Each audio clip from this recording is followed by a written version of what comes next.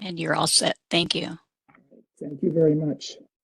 Good morning and welcome to the MDC meeting of January 16th, 2023. I'll call the meeting to order. I will now have Jessica call the roll to establish a quorum. Sullivan? Yes. Ms. Esri?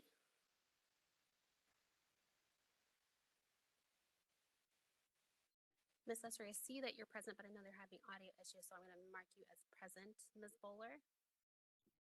Here. I'm having a hard time hearing you, Jessica. Dr. Grant? I'm here. Dr. Lazarchuk? I'm here. Ms. Kulowski? Here. Dr. Sequoia?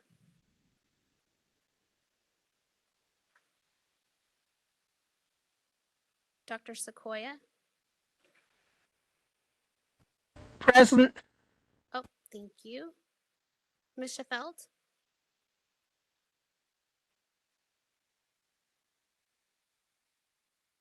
Ms. Sheffield? Oh, we can't hear you, but I see you, so I'm going to mark you as present while I you have work on. no sound. And Dr. Waterhouse. What? Hi, it's Cheryl. I have no audio. We hear you. Do you hear We us? can hear you. That's over my phone. I have no audio through my why do I have video but no audio? But do you hear us through the phone?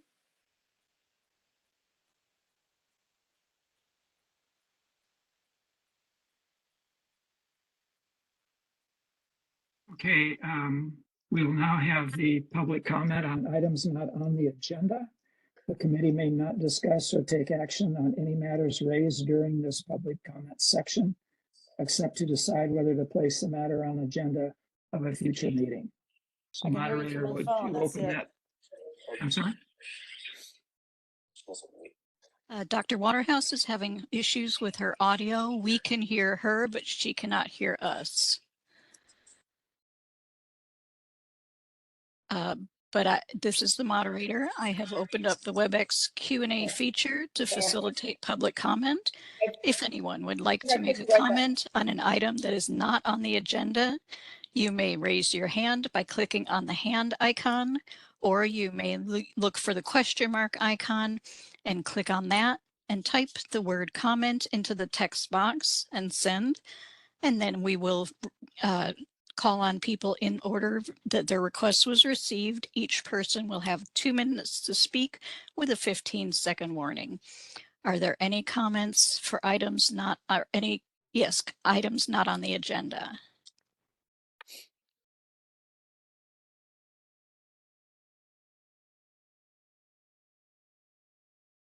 And I do not see any requests for comment. Shall I close the public comment feature? Yes, please. Thank you.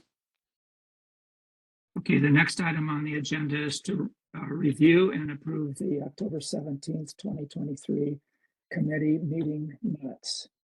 Are there any comments or amendments to the minutes by the committee members? This is Christy Pulowski, and I have a couple of edits. Before you do, Ms. Okay. Pulaski, I just wanted to note that Dr. Waterhouse had sent proposed recommended changes prior to the board meeting, so we did add those. And so really, if you don't mind, Ms. Pulaski, if we can go through those, Jeff, if you don't mind scrolling to show them what the corrections were. So you see there we changed inoculation to treatment.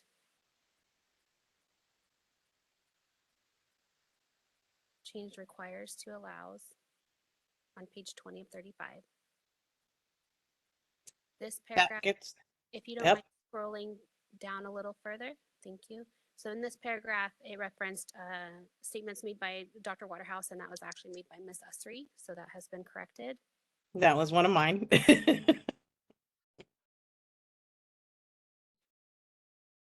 Categorize was corrected, misspellings there. Yep. And that is it. So Ms. Pulaski, if you had additional edits for us to make?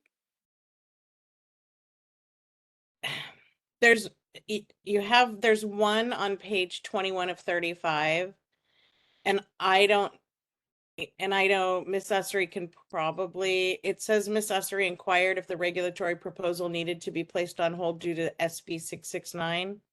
I don't know if that was Miss Ussery. I believe it was Dr. Bradbury that said that.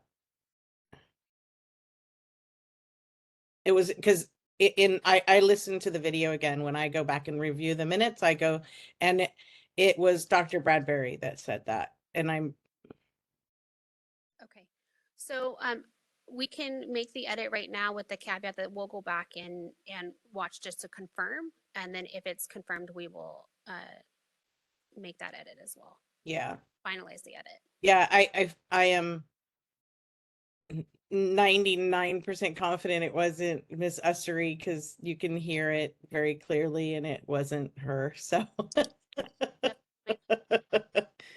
knowing voices and stuff. So yeah, but I feel very confident it was Dr. Bradbury that said it.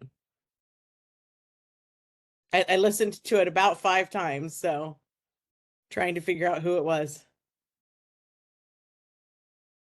Okay, are there any other corrections or additions? So just Jeff, to clarify, I think she's referring to above that where it says Miss Ussery required the Yes. required. That's where she's saying the change should be. Yes. Bradbury.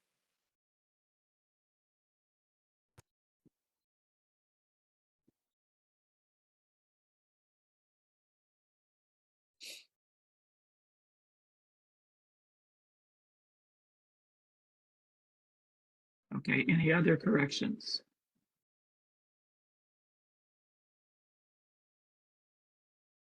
If not, I would like to hear a motion to approve as amended. So moved. This is Cheryl.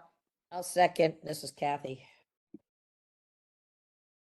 Okay, there's been a motion made and seconded. Is there any additional comments made from the committee? All right, then moderators, could you please ask the public if they have any comments or corrections to the minutes? Certainly. We've opened up the WebEx Q&A feature to facilitate public comment. If anyone has a comment on the motion to approve the minutes, you may click on the hand icon to raise your hand. You may click on the question mark icon, type the word comment into the text box, and click send. Each speaker will have 2 minutes with a 15-second warning. Are there any comments on approval of the minutes?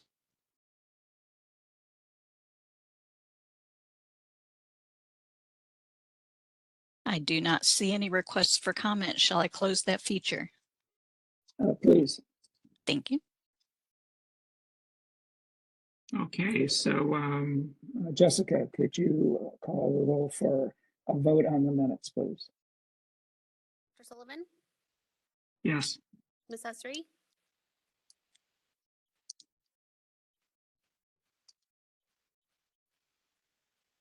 Ms. Ussery,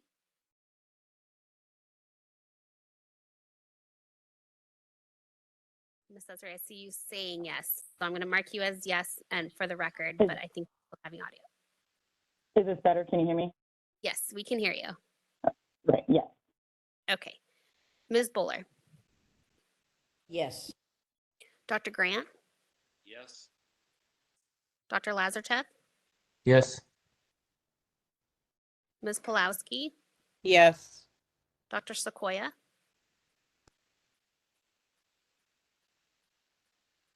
Yes. Ms. Shefelt, Yes. Dr. Waterhouse. Yes. Motion carries. Thank you. Then we'll move on to item 4, update discussion and potential recommendations regarding medical records. Marie.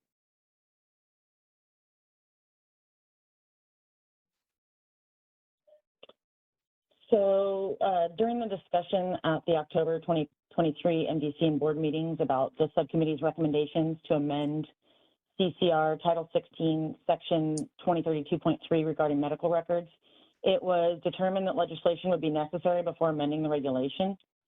So there's proposed legislation to amend BPC sections 4826.6 and 4855.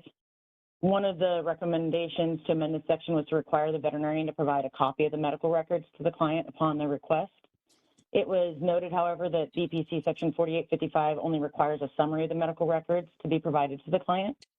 As such, the subcommittee recommends that the board pursue a legislative proposal to require a copy of the medical records to be provided to the client. A corresponding amendment would also need to be made to BPC section 4826.6. During that October meeting, concerns were raised regarding when a copy and summary would be required to be provided and whether a requirement to immediately provide a copy or summary would be too much of a burden on a veterinarian seeing multiple patients throughout the day. We also discussed the importance of providing the client a copy or summary of accurate medical records when the animal patient is in critical condition and is being transferred or referred to another veterinarian. The subcommittee recommends requiring that a copy of the medical record be provided to the client or their authorized agent within 5 days of the request for the records. And if the patient is in critical condition, we recommend requiring either a copy or a summary be provided at the time that the request is made, thus allowing the veterinarian to choose whatever option might be easier to provide at the time that the request is made for those critical patients. And then it was also brought to my attention that when comparing the summary requirements to the copy requirements, there was no section in the summary specifically referring to surgical procedures. This may be implied, however, it's specifically spelled out in the copy requirements for the individual medical records. So I don't know if Dr. Sullivan, do you want to elaborate on that and whether or not this should also be made a part of the summary? Well, reading this through about the 100th time, I recognize that it wasn't included in the copy section that delineates a number of items that need to be on the summary. And it's in the copy section, but not in the summary section. So on page 10 has a list of what's required for a summary. And in my experience, you occasionally have to refer a surgery for emergency. And I don't know if that is covered in the other items there, but I thought it's a pretty critical item not to have on there. So I made a notation to add a new 6 and move the present 6 to 7. And the new 6 would say something like, if there has been a recent surgical procedure, a summary of the procedure, including all drugs used during and after the procedure, and any complications must be noted.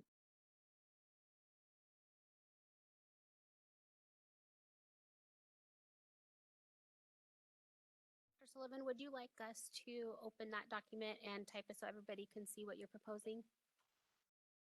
Sure. Okay, Jeff, would you mind opening that document?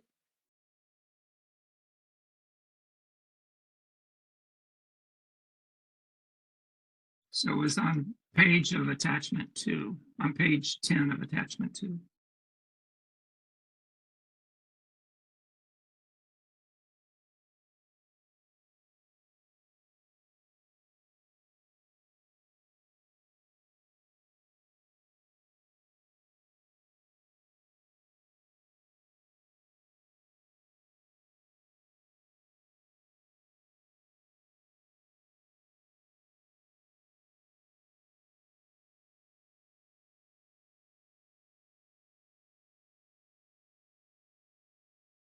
So right there, Jeff. So he's proposing to change. Are we in the summary? So if you can, yeah, the summary shall contain. So Dr. Sullivan, you're proposing to have a new item 6. Correct.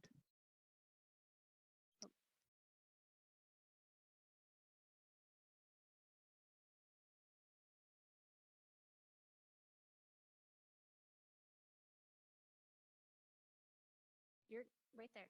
Yeah.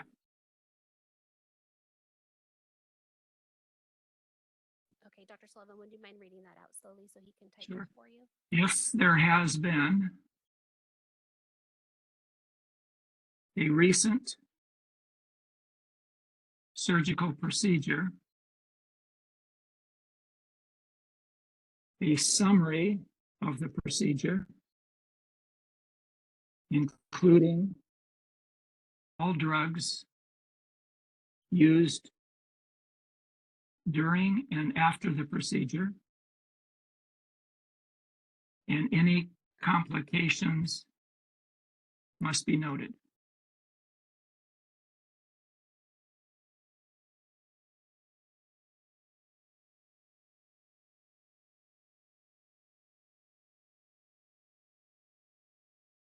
If anyone thinks that that information is included in the above description, we don't need it, but it is a critical component that a referral doctor would need to know on taking a case in, an emergency case in.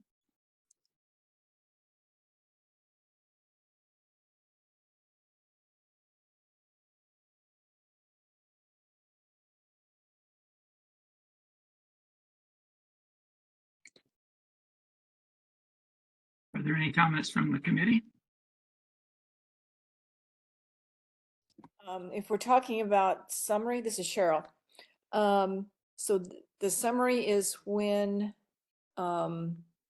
they're in critical condition and they're being transferred. Correct. Could we also include just if they're being transferred to an emergency clinic, because they may not be a critical condition, but if they're still, we just finished a surgery at 5 o'clock at night, and they may not be in critical condition, but we want them watched overnight, and we send them to an emergency clinic. Yeah, I To be think this watched. would include that. But they're not in critical condition, but they're, I mean,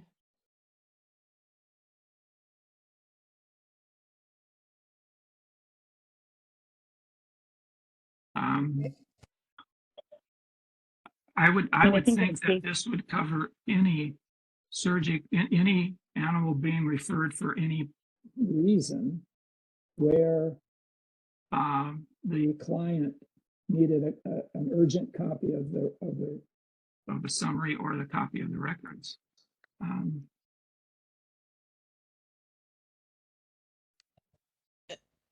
This is Christy Plowski. I believe that if a pet has to be watched for any reason and you're transferring it to an emergency hospital for care after a surgery, or it's in critical condition because it has to be monitored. So that's why you're transferring it. And so I would argue that yes, it is in critical condition because it just had surgery.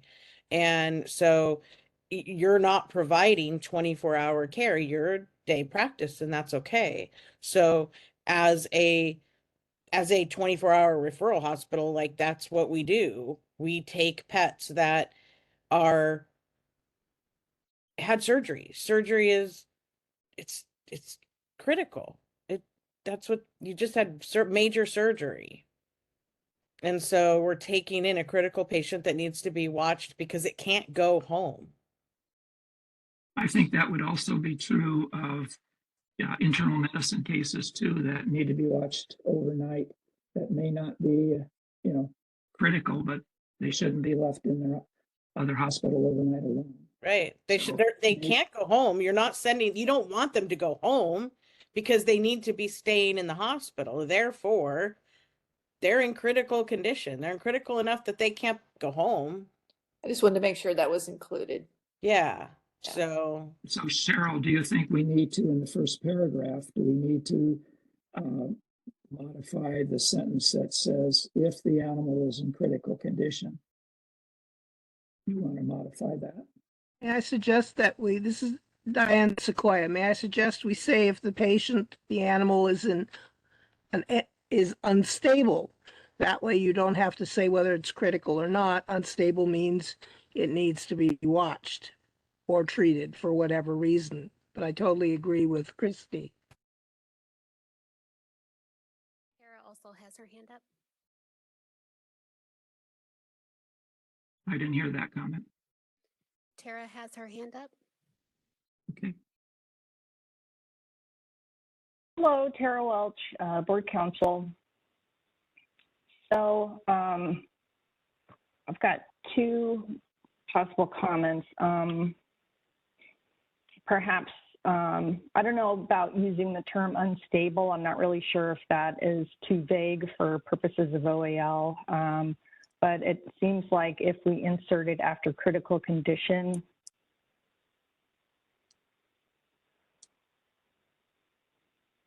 insert the words or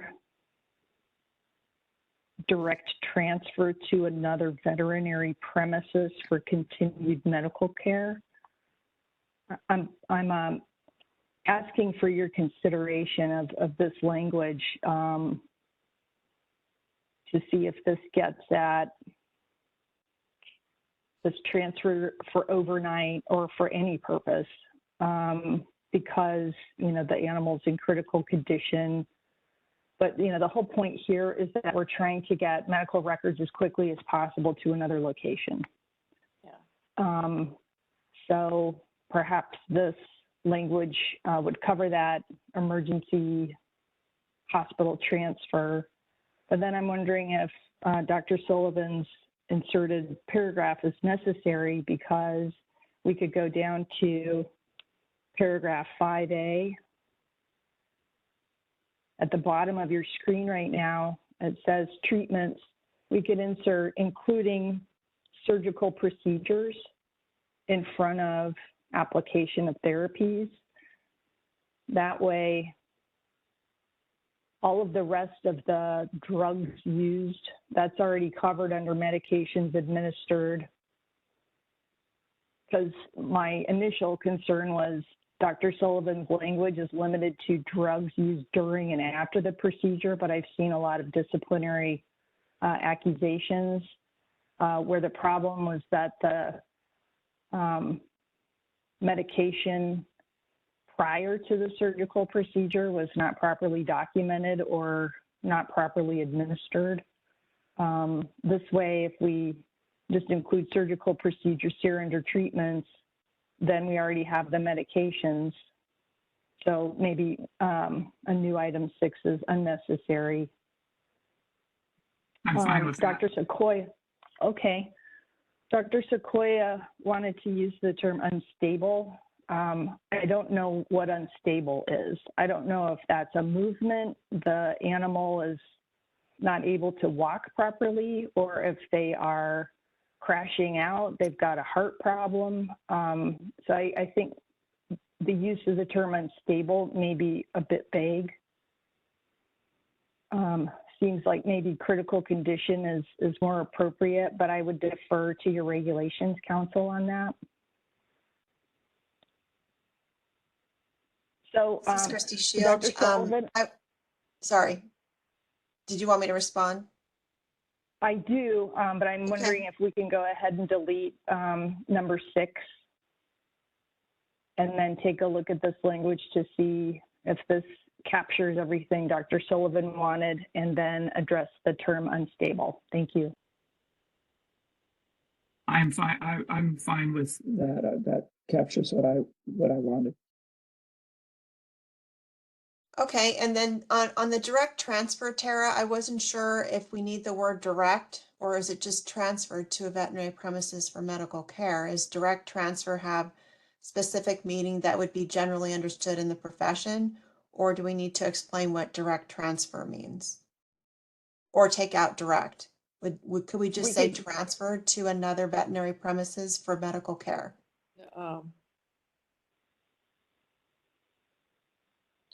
What do the committee members think? Or Dr. Sullivan? I think Cheryl was going to say something. I would leave direct in. Otherwise, I could refer to a specialist, but it might take them 2-3 days to get there. Well, I should have the medical records, ready by that time. So this implies that there's some time element to it, and they need to, they can provide just a summary of the medical records. So I would Could we leave say directly transferred to a veterinary premises? Or is it direct transfer a specific meaning in your profession? It's fine with me. This is Tara. I think directly transferred captures the event that I'm thinking about. So add ly there, Jeff, and then on the next word transfer, add red at the end. So directly transferred. First level, we have Ms. Bowler and Dr. Sequoia. And before we move to Dr. Sequoia, just for compliance of the new Bagley Q requirements, all of our members are participating via remotely and have their video cameras on. The exception is when you are having internet connectivity issues, and then we can just announce for the record why your video is not on. It's my understanding, Dr. Sequoia, that you're having connectivity issues, and that's why your video is not on. Is that correct? Dr. Sequoia? Correct. My picture showed up twice and then but I'm having connectivity problems and it flickered out. So sorry, I did say that earlier. Thank you. Thank you. Ms. Buller, you had your hand up, and then Dr. Sequoia. Yeah, but I had it up because I was gonna go right where Tara went on treatments, including surgical procedures. I had written that down there, thinking that would work. And the other thing is, now that we're on the critical condition transfer, what did I write? But I guess we're already resolving that. I said, or requires a transfer to a 24-hour veterinary premises.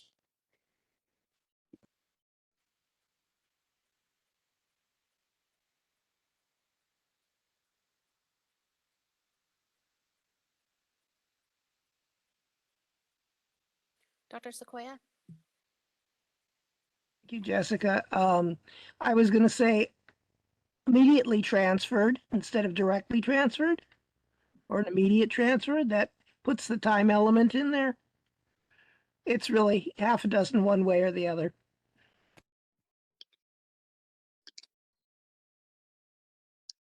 The other thing I did want to say was I meant unstable condition. I'm sorry, my bad. I didn't put condition behind the unstable.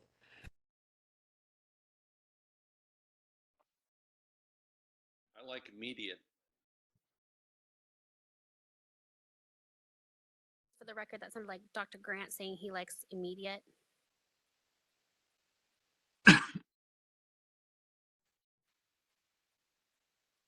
I think we had some problems with that word previously.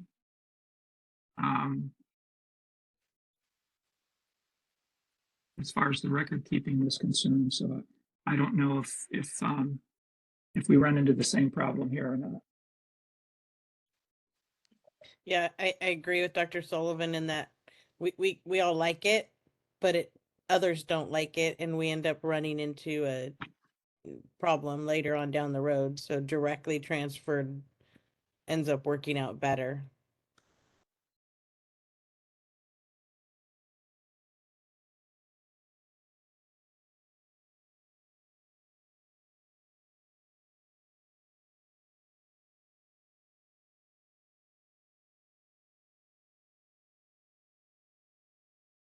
I think we need to change where it says to a veterinary premises. Was the initial wording to another veterinary premises?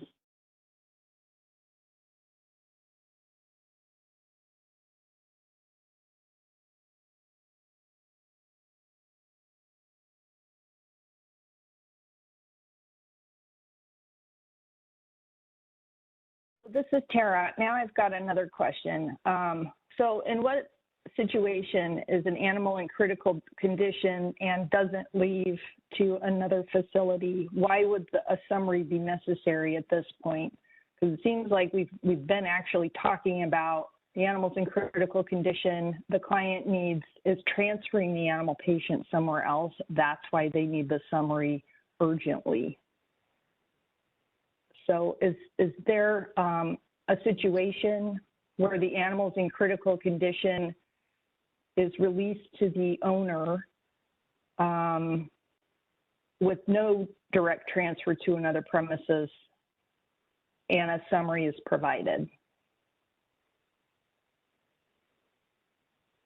I would say yes. I would say the client can't afford to go to an emergency facility overnight, but is given the direction that if the case gets worse, that they should. So they need a copy in that situation. It's ultimately up to the client whether they go and make that transfer or not.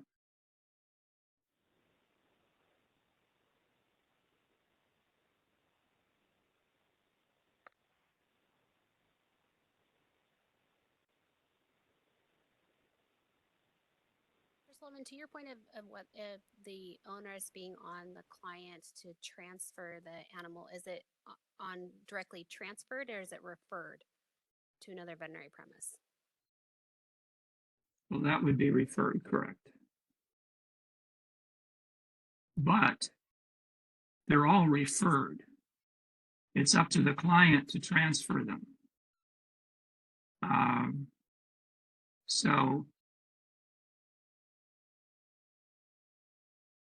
you know, not all clients are going to take our advice and take them to an emergency clinic or 24-hour clinic. But if things get worse, they probably will.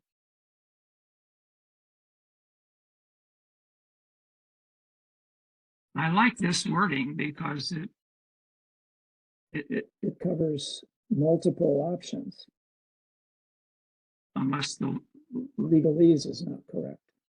Ms. Schaffelt has her hand up. Yes, I was wondering, even if we add is recommended at the end of that sentence. So something about in critical condition or direct transfer to another veterinary premises is recommended. That may cover those situations where, you know, the owner may or may not take them, but I think anytime we're recommending transfer to another facility, it would make sense to have that medical record go with the patient, because I can also think of some, you know, post-surgery patients or things that we would recommend it, or say if this gets worse, you need to go to the emergency clinic and they should have those records available. So just a thought. Dr. Waterhouse? This is a grammar question. So if the animal is in critical condition or directly transferred, seems it doesn't flow.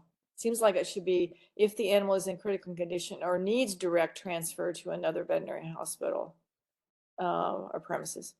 So it's more of a grammar question. So that's probably more Tara.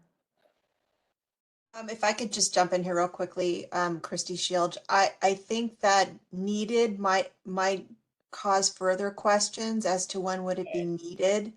I like the recommended option if that's where you're going with this language, because then we can have firm documentation as to the recommendation that triggers the transfer and the need for the record to accompany the patient. So I would recommend staying away from the other. I would try to focus on documentation so that there is no clarity, potentially a clarity issue raised by OAL. But I think it is directly transferred in terms of grammar. I think it's animal is in critical condition or is directly transferred. But I think Ms. Schufelt was talking about recommended. So I don't know if the committee agrees with that recommendation, but I could see that being a good way to resolve any clarity problems, because there's always documentation required of the recommendations that are made with respect to a patient.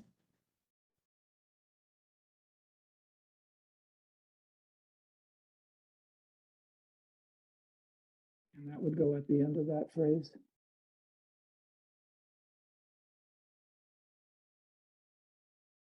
So I think she was saying, or direct transfer to another veterinary premises for medical care is recommended. And so we put a comma after condition at that point to correct the grammar issue you were mentioning.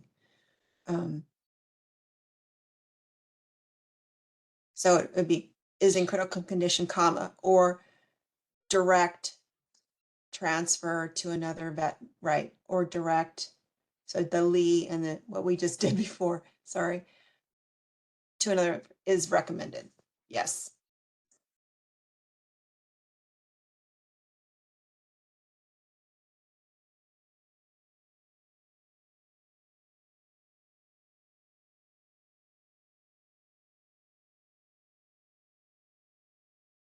Waterhouse, your hand is still up. Do you have another comment? Oh, sorry. I'll take it down.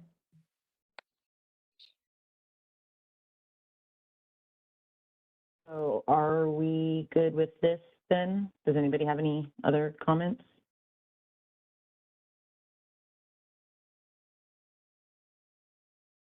Should we open it up for public comment? With the committee's indulgence, I did have a couple tweaks to this paragraph for your consideration. If we could go to the beginning, and I'm sorry my camera is not working right now, but let me see, maybe, wait, did it do it? I don't know. There we go. Sorry. So at the beginning of paragraph C, I would insert the word patient after single so that it reads single patient. And then I would make the G in group lowercase.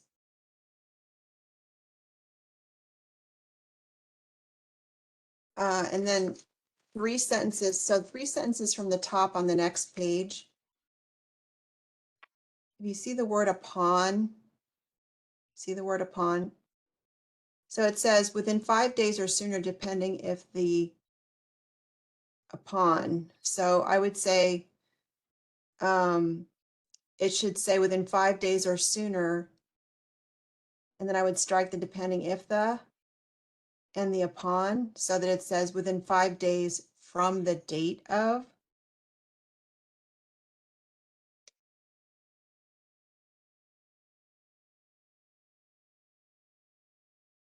Right. And then, or yeah, and then I would delete up until upon. So I think what you're trying to say here is within 5 days from the date of the client's or their authorized agent's request, right? Is that what you were going for? And then the critical condition would be the sooner, right? So we don't need the rest of that sentence. So it would read a copy of the medical records shall be made available to the client or the client's authorized agent within 5 days from the date of the client's or their authorized agent's request, period. If the animal is in critical condition or direct transfer to another veterinary premises for medical care is recommended, either a copy at the time of their request. So that would be the sooner. So I don't think you need the sooner anymore up there, but I'll defer to the committee, of course, but that was my suggestion just to make clear your intent here. Welch?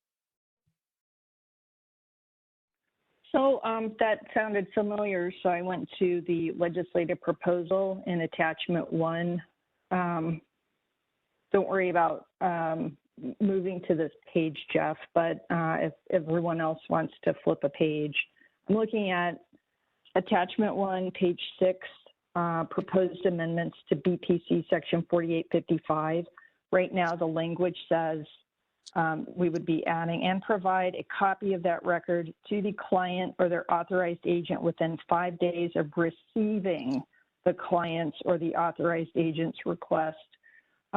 So I think there's a difference between receiving and the actual request being made. So the statute would require 5 days of receipt of the request. So, you know, I guess if the request is made on a Saturday and the veterinary premises isn't open on weekends and the veterinarian doesn't receive it until the following Monday, then they have 5 days from that. But this regulation language would be 5 days from the date of the client's request.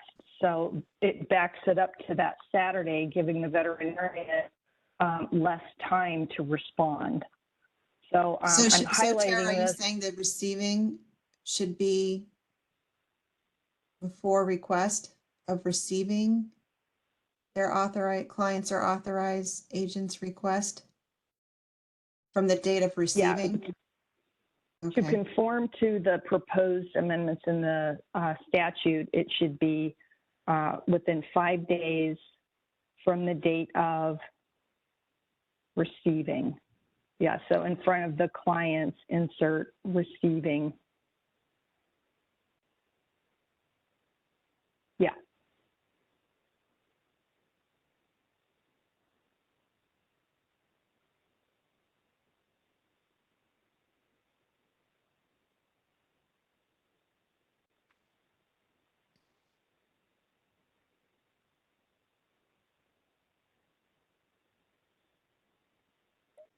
Okay, I didn't have any other edits suggested. Thank you.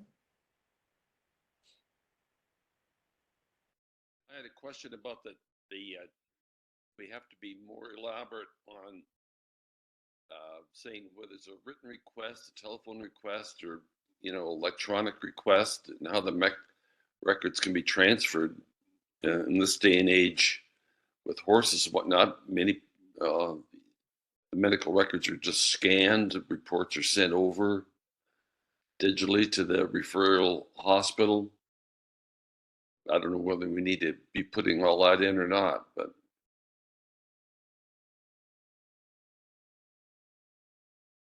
most people these days are digitally transferring all these records.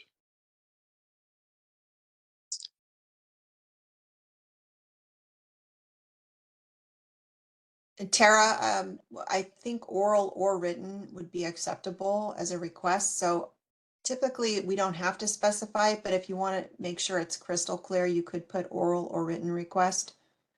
Because I don't know if you'd want to make it restricted to written requests, like you were saying at this point. As long as they request it, then it triggers the requirement to respond and provide. But Tara, do you have any thoughts on that?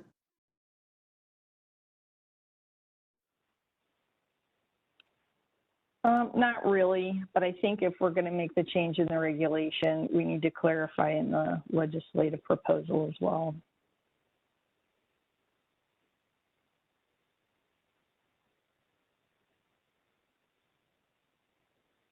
So, Jeff, receiving the client's, yes, oral or written request. And then we would need to insert oral or written on page 6 of the meeting materials. It's agenda item 4, attachment 1. The insertion would go on line 5 of the amendments to 4855. After authorized agents, insert oral or written. I'm just stating that for the record. We can make that change on the proposal itself that will ultimately go to the board for approval.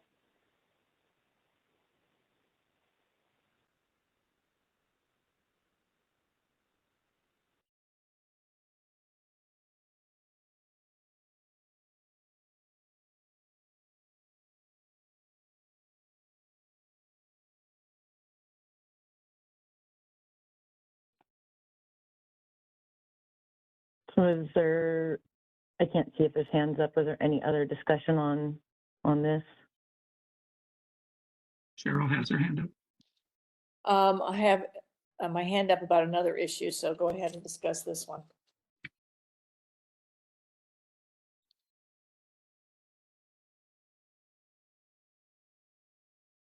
Do we need to go to public comment then on the pieces we just changed before moving on?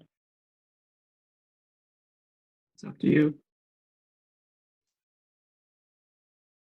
Or we can address it with the next action requested. So while we're there on page 6, with that legislative proposal, if the MDC agrees with the subcommittee's recommendation, we're asking to entertain a motion to recommend to the board submission of a legislative proposal to amend BPC sections 4826.6 and 4855 regarding the medical records, which is that piece you're seeing right there on page 6. Sorry, I do have it on I thought you were discussing that one specific point. I do have another question about this overall under the record should be maintained for a minimum of 3 years from the date of the last entry into the medical record. I have a question about that. Okay. Does that mean a last medical note? For instance, say I saw a dog in 2022. That was the last time they came into my hospital. In 2023, they might have called and said, can you send my records to XYZ Animal Hospital? So they'll put a note in the medical record that they sent the records. Is that the last entry, or is the last time we saw the dog the last entry?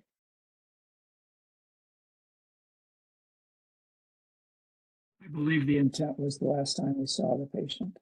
or did anything medically. So not any administrative notes like, you send them to collections or something like that. That's not a entry.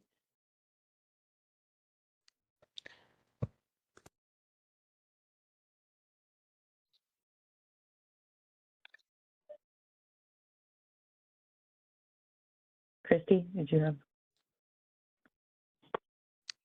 Yeah, I agree with Dr. Waterhouse in that one because we document everything, but it doesn't mean it's a medical documentation.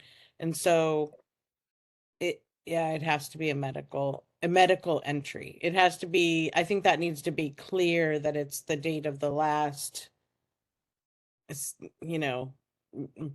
medical record entry, not a communication, not a, nothing else that we're doing. Something that says that we had hands-on pet or some type of medical communication with that client. Yeah, I think it's more, we're eliminating any of the administrative Right. functions and they're not medical.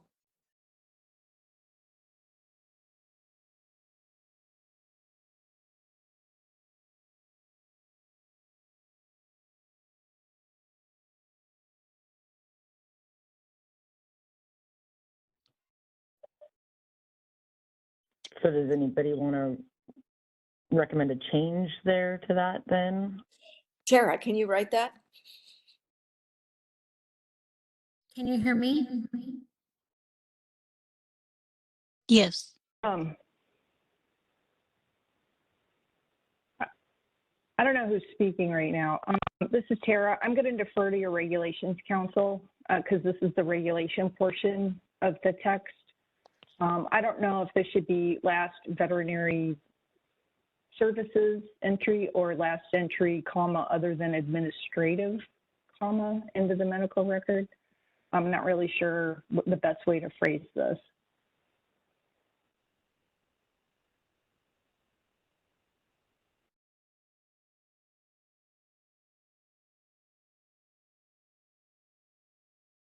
So I'm trying to figure out, it says from the date of the last entry into the medical record, do you want to say when the patient was seen? Or are you talking about when they were last received treatment or? No, because you could have dispensed medication, you just, without seeing them, you maybe Right. refilled something, so. How about when there- veterinary services were provided? The Yes, date the Yeah. last veterinary services were provided. yes. Yes. That should cover all the different varieties, correct?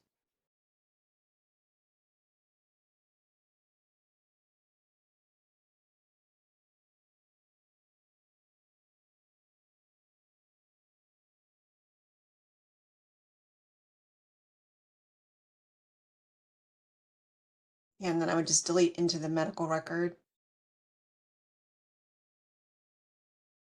And I would say when veterinary services, I think it's veterinary services, right? Not veterinary, not medical double check we talked about this veterinary services. That's the term that's used in the act in regulations.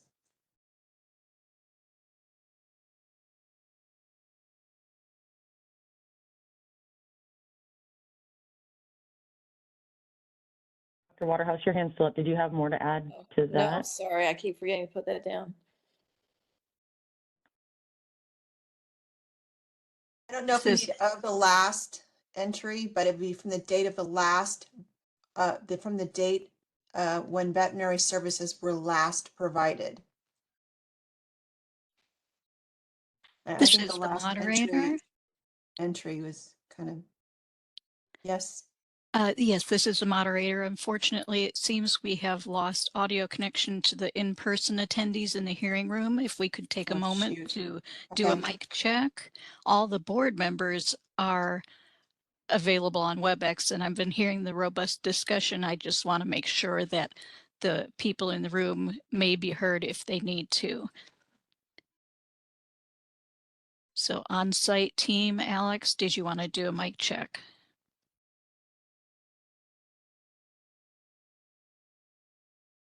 We are not hearing you.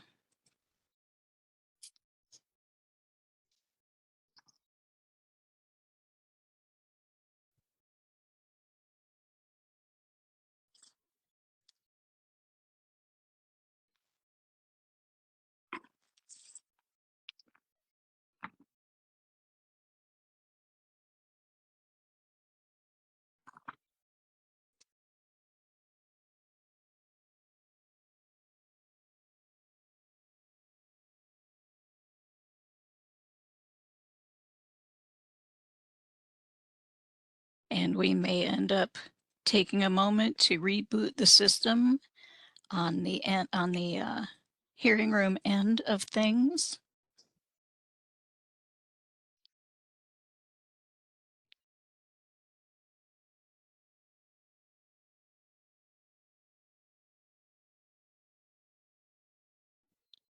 I'm sorry, I had to step away. I had to run up to my office because we weren't able to hear me when I was speaking. I have a quick question. I do see that we're asking to take a break so they can work through the technical issues. But my concern about when veterinary services were provided is that you could have, say, the client call in and have a concern or have a question, and some advice could be given to them, and then that's not. I think that would still, you would still want to keep that, and the clock should start when the last information was provided to the client. When you're doing when veterinary services were provided, you're making it very specific. So that's my only concern. And then I think we were going to put the word last provided, like the latest date that they were provided. But again, would veterinary services include consultation like you just discussed, Jessica, or would you not consider that a veterinary service? Like recommendations or consultation after a service, would that not be included within?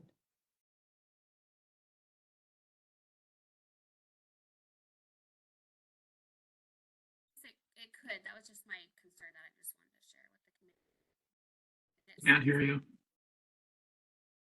Can't hear me? Extremely quiet. quiet. I heard you. Okay, let's take if we don't mind taking a 15-minute break, and we can do a reloop to try to get the audio fixed. Okay, we'll be back at 11:10. Thank you very much. We'll be on break until 11:10. Thank you.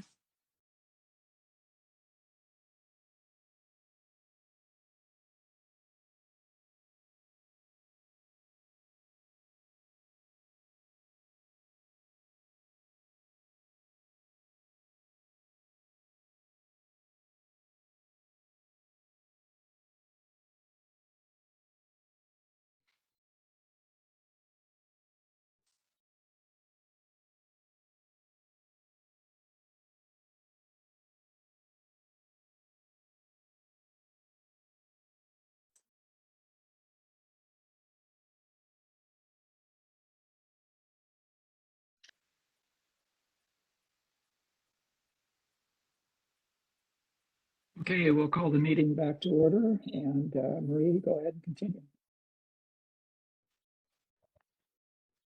Okay, so in discussing that portion there about maintaining the records, if my memory serves me correctly, we did change that because of the fact that you may have a client call in with other medical questions that should be recorded. So in talking about that, I guess my question would be, would something like from the date of the last medical entry into the animal patient's medical record be more appropriate? Because then it eliminates the issues of collections and everything else that Christy and Dr. Waterhouse brought up.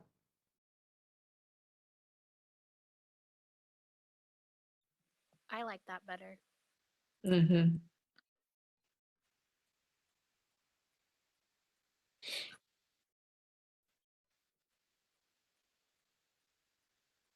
I think we need some legal clarification there.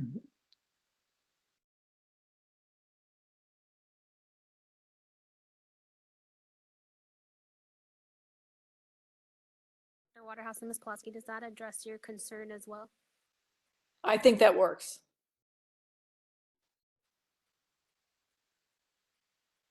Ms. Pulaski?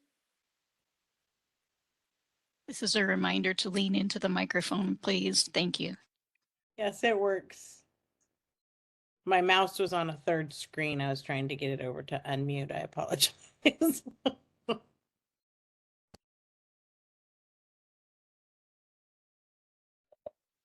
So do we need to specify that the animal patient's medical record for consistency, or is it fine to leave it like that? I guess is my question for legal counsel. I mean, if you've done animal patient medical record, I would recommend it, yes.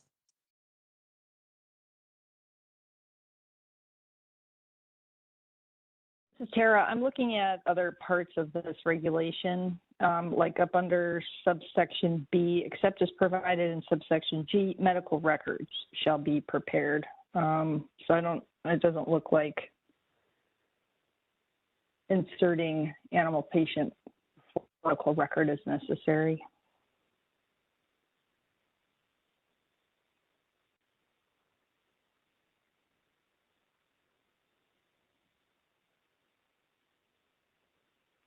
In effect, subsection A introduces this regulation and establishes that every veterinarian performing any act requiring a license upon any animal or group of animals shall prepare a legible, written, or computer-generated record concerning the animal or animals, and then it's defined as medical record. So we kind of already have a definition of what medical record means. Excellent, thank you.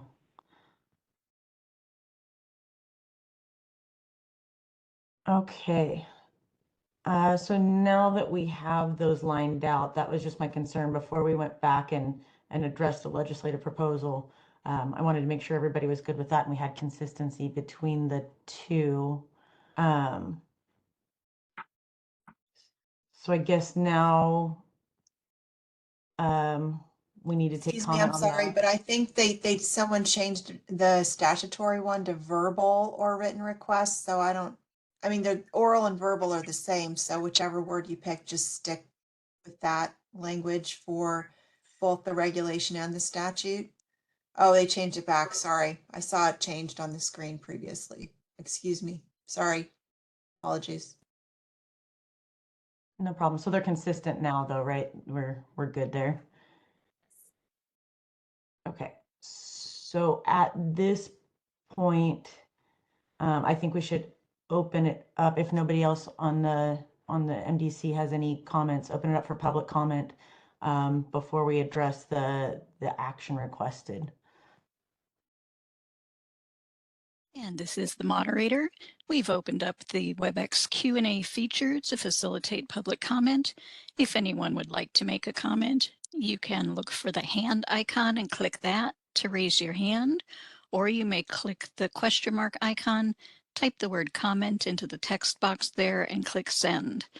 And it looks like we do have one request for comment from someone logged into WebEx as Grant Miller. Grant, I'll send you a request to unmute your microphone and you'll have 2 minutes with a 15-second warning.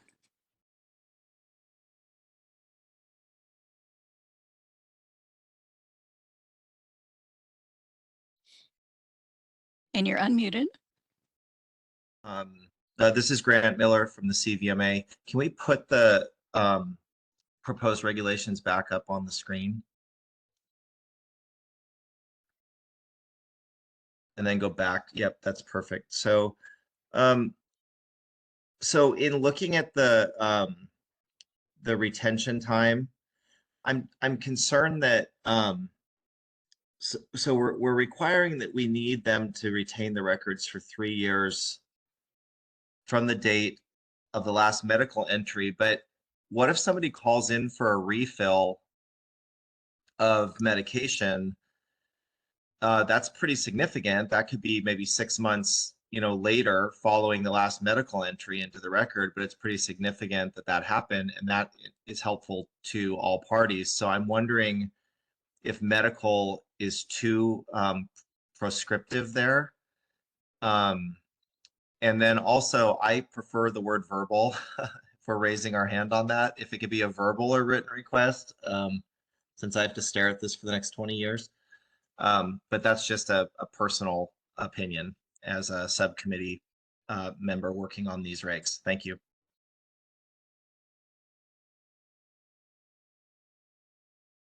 And I do not see any other requests for comment. Shall I close the public comment feature? Please. Thank you.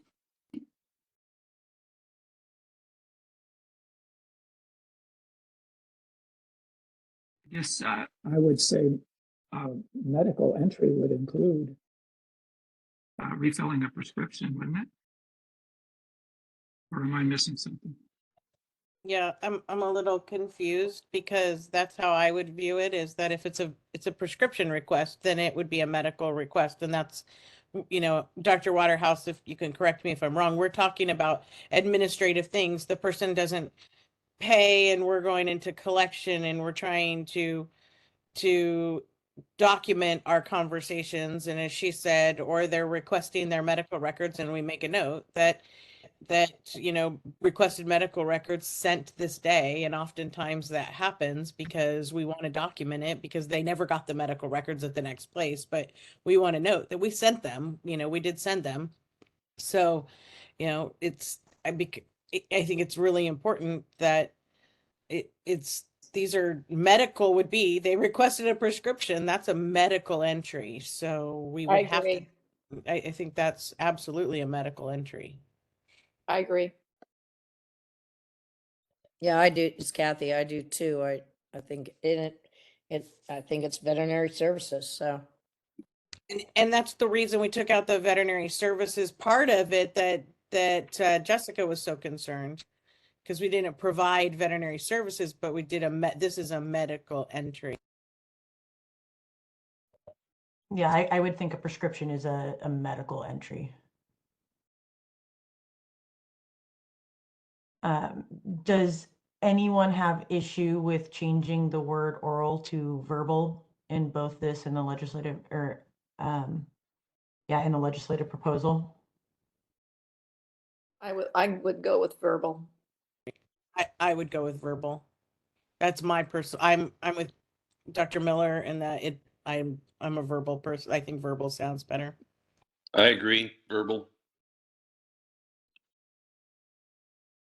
This is Tara, Board Counsel. I looked up whether oral is the same as verbal, and verbal actually includes the exchange of information through speaking or writing. And oral communication is the exchange of information through word of mouth.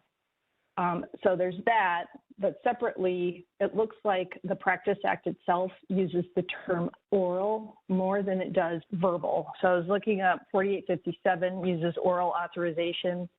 I'm seeing in 4826.7, this is the new telemedicine BCPR.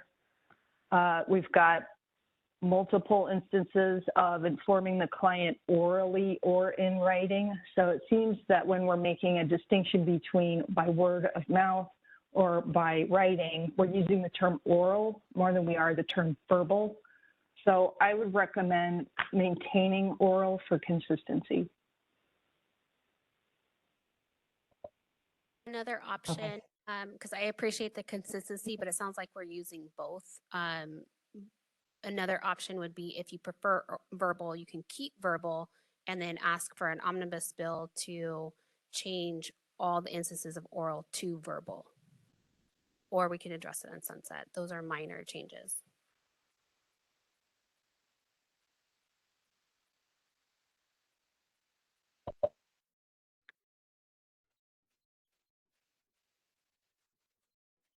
Thoughts on that? Does anybody have anything on that? Dr. Sequoia? I like Jessica's suggestion about the omnibus bill to change all of the orals to verbal. because we also do oral administration of medications.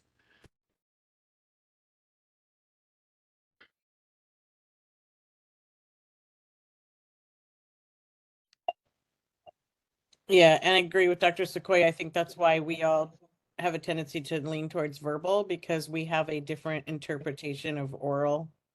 So I think the omnibus bill sounds like a good idea to change to verbal.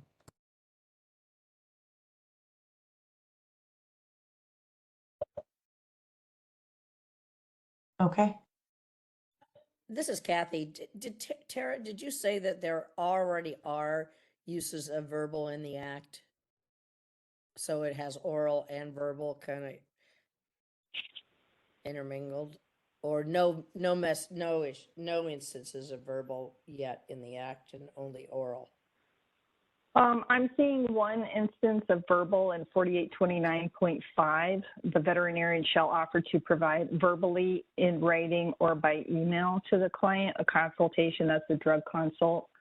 But when I look for oral, I'm seeing more than that. I'm seeing it twice in the new telemedicine VCPR statute. I found it in 4857. I haven't looked through all of the articles of the Practice Act yet, and I haven't gone through all of the regulations, but right now it's looking like there's a prevalence of oral instead of verbal, but it's up to you folks. Okay, that's okay, because I kind of agree with Jessica about trying to do a all encompassing find and replace oral with verbal later on, and then we could use verbal here because it does sound like we've mixed it up a few times. But I agree, I like verbal better than oral as well. Yeah, and I think to Dr. Sequoia's point, it's less confusing when we talk about administration of medications that we refer to as oral medications too. Okay, so if everyone is good with this portion, then the action that we're requesting, if you agree with the subcommittee's recommendation, is to entertain a motion to recommend to the board submission of a legislative proposal to amend BPC sections 4826.6 and 4855 regarding the medical records, which is at page 6 right there. So We have to say as amended today, the motion. it's already in there because there were already amendments, if I understand correctly. This is Tara. I would recommend adding the words as amended today Okay. for both the legislative proposal and the regulation. So, but right now we're just on that legislative proposal. So yes, the motion should include and as amended today. So moved. I second. Cheryl.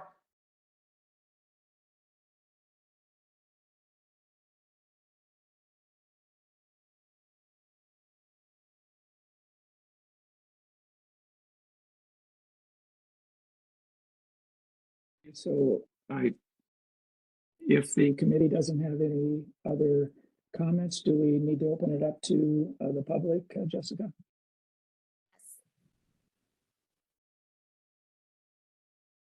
And this is the moderator. We've opened up the WebEx Q&A feature to facilitate public comment. If you'd like to make a comment on the motion, you may look for the hand icon and click that to raise your hand. You may look for the question mark icon, click that, type the word comment in the text box and click send. Each speaker will have 2 minutes with a 15-second warning. Are there any comments on the motion?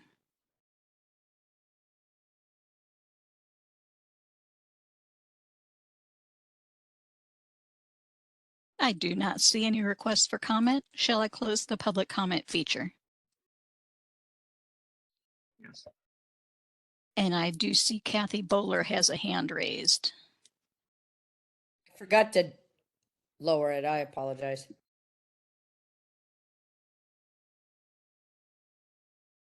Okay, Jessica, can we have a call for the vote? Dr. Sullivan, Yes. Ms. Usry, Yes.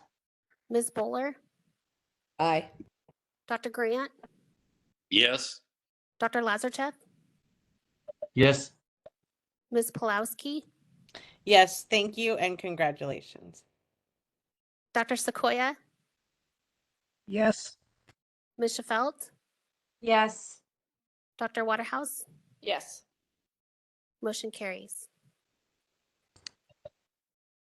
Members, Thank before you. we go on to the next regulatory proposal motion, since we're on legislation still, it sounds like the MDC would like to potentially entertain another motion to recommend the board pursue a legislative proposal to change all instances of oral to verbal throughout the Practice Act. As So long as it's referring to communication and not medications. Correct. Yeah. Point. Yeah. So move. Second. Ms. Pulowski moving that motion and Ms. Bowler seconding.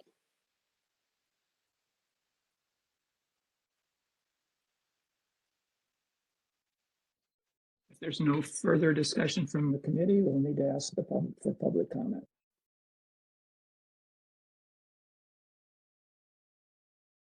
And this is the moderator.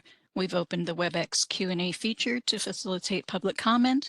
If anyone has a comment, you may look for the question mark icon, click that, type the word comment in the text box and click send, or you may click the hand icon to raise your hand. Each speaker will have 2 minutes to speak. Are there any comments?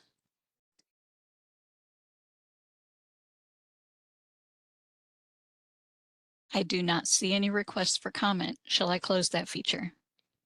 Yes, please. Thank you. And the vote, Jessica? Dr. Sullivan, Yes. Ms. Usry, Yes. Ms. Bowler, Aye. Dr. Grant, Yes. Dr. Lazarchev, Yes. Ms. Pulowski, Yes. Dr. Sequoia, Yes. Ms. Shefelt, Yes. Dr. Waterhouse.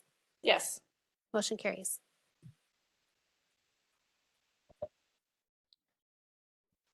The next portion of this is to initiate a rulemaking to amend CCR Title 16, Section 2032.3. The subcommittee recommends proceeding with the rulemaking package proposed during the October 2023 MDC and board meetings. To resolve concerns raised during those meetings, the subcommittee amended the proposal to address when a copy or summary would be required to be provided to the client. And in addition, authorized agent was added throughout the proposal to allow for the client or their authorized agent to receive a copy of the summary or medical records when requested. And in addition to that, we have the changes that we made today. So this is attachment 2, pages 7 to 11.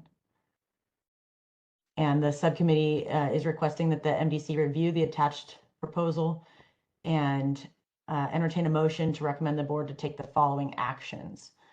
To approve the proposed regulatory text to amend section 2032.3.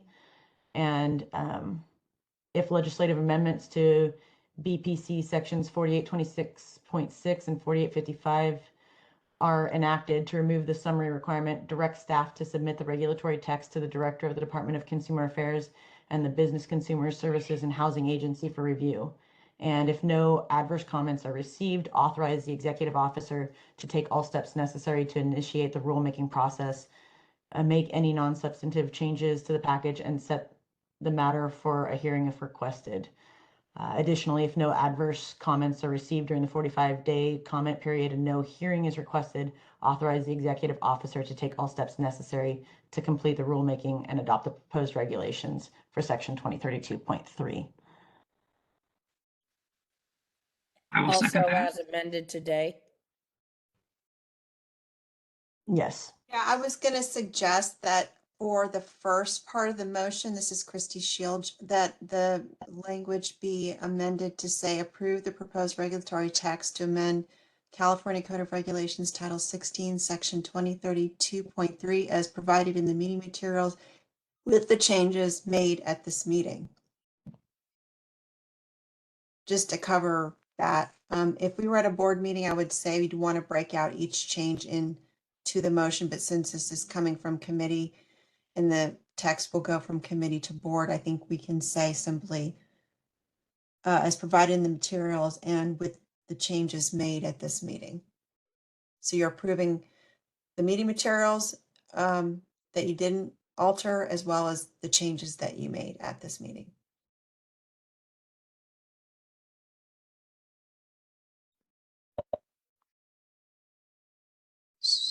So does the second approve that, or has it been seconded? Was the motion seconded? I'll second if it hadn't been. I thought it had to. I thought it had been. Yeah. For the record, who made the motion? Marie. Ms. Usry made No, the, and who seconded? I was reading it out, but Yeah, Marie was reading it. I was just reading what we're requesting. No motion's been made. Okay, So That's what I will make that motion. All right. Ms. Pulaski made the motion. Do we have a second? Second. Ms. Bowler seconds.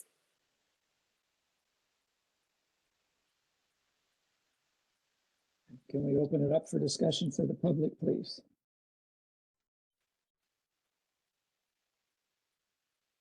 And this is the moderator. We've opened up the WebEx Q&A feature to facilitate public comment.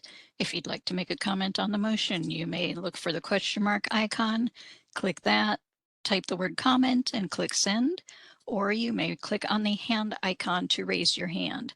Each speaker will have 2 minutes with a 15-second warning. Are there any comments on the motion?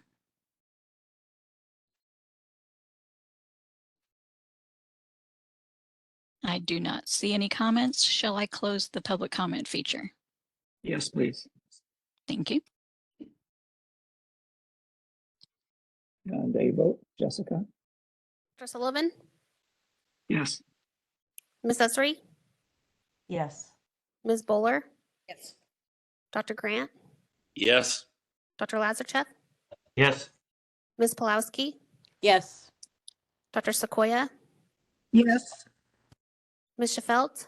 Yes. Dr. Waterhouse? Yes. Motion carries. Thank you. And Maria and I thought this was going to be the easy part. So next item is the item number 5.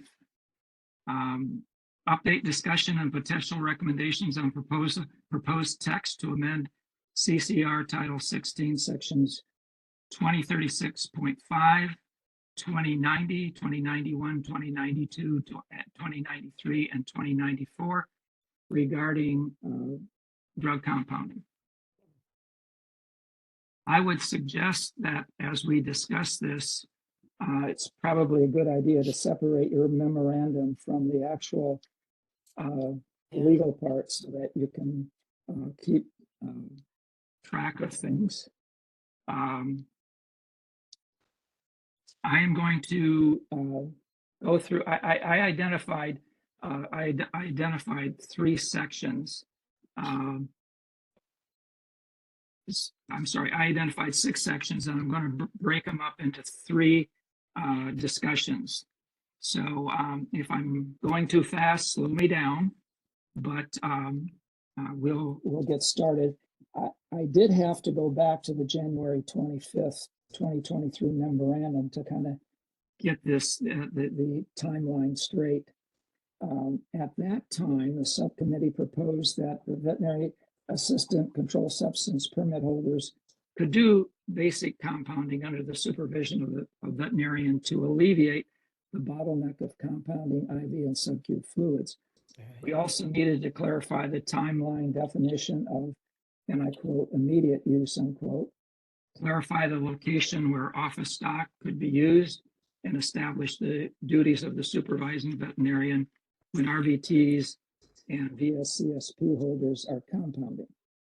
We also proposed amendments for the requirements of the master formula requirements for patient-specific preparations and changed the term animal hospital to our standard language of registered veterinary premises.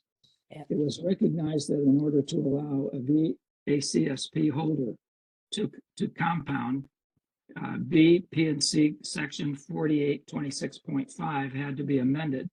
And if that were not successful, the regulatory language would return to the board to change it back to the original.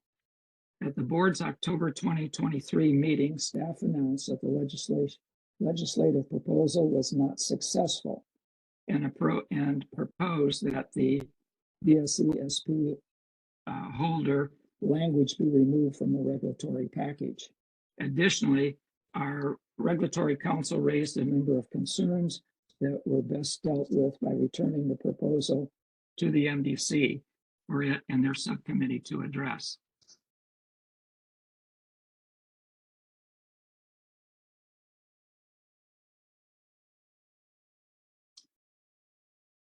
The subcommittee and staff have addressed those concerns and a couple of others that were noted by Dr. Howard. So to start, first at the top of page 2, section 2091F, definition of office stop. Regulatory counsel raised concerns about the clarity of the word use and recommended the following definition. Oh God, this. And let's see, that's on page 2. And that's in about a third of the way down. And I'm sure that you've all read that. The subcommittee felt that the added language was more difficult to understand. Therefore, the subcommittee recommended the following language to address the current concerns of the word use and to use the term authorized agent to be consistent with the rest of the document. So F, subsection F, which we are recommending, is lower down on that same page and reads, office stock means a compounded drug preparation without a patient-specific prescription that may be administered to an animal patient within the registered veterinary premises where the drug preparation was compounded, or administered in mobile units or vehicles operated from the registered veterinary premises in accordance with section 4853 of the code, or dispensed only to a client's authorized agent or other veterinarian in the same veterinary premises. The second section that we need to address is 2092A1, written policies and procedures manual to include subsection D and F. The subcommittee recognized the oversight and recommends accepting the proposed revisions, which states subsection A, a veterinary premises that engages in compounding drug preparations shall develop and maintain a written policy and procedures manual, which shall include subsection 1, a list of each of the requirements of subsections B, D, E, and F, and sections 2093 and 2094. Any comments from the committee?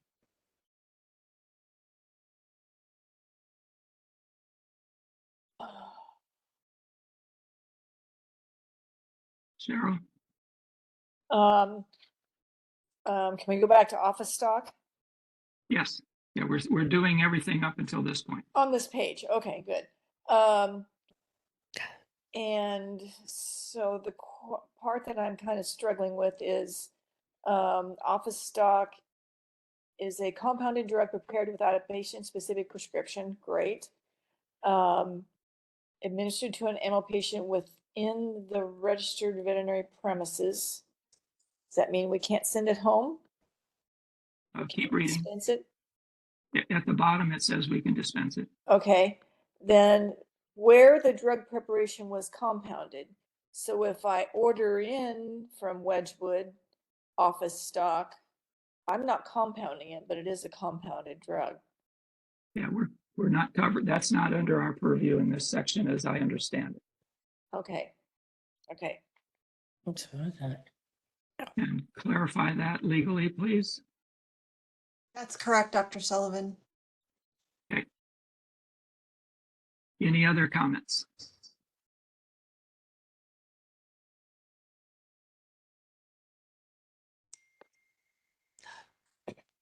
Cheryl, you still have your hand up. Oh, sorry. Let's go ahead and open this up for public comment so it doesn't get too confusing at the end. And this is the moderator. We've opened up the WebEx Q&A to facilitate public comment. If anyone would like to make a comment on the previously reviewed section, you may look for the question mark icon, click that, type the word comment in the text box and click send, or you may click on the hand icon to raise your hand. Are there any comments?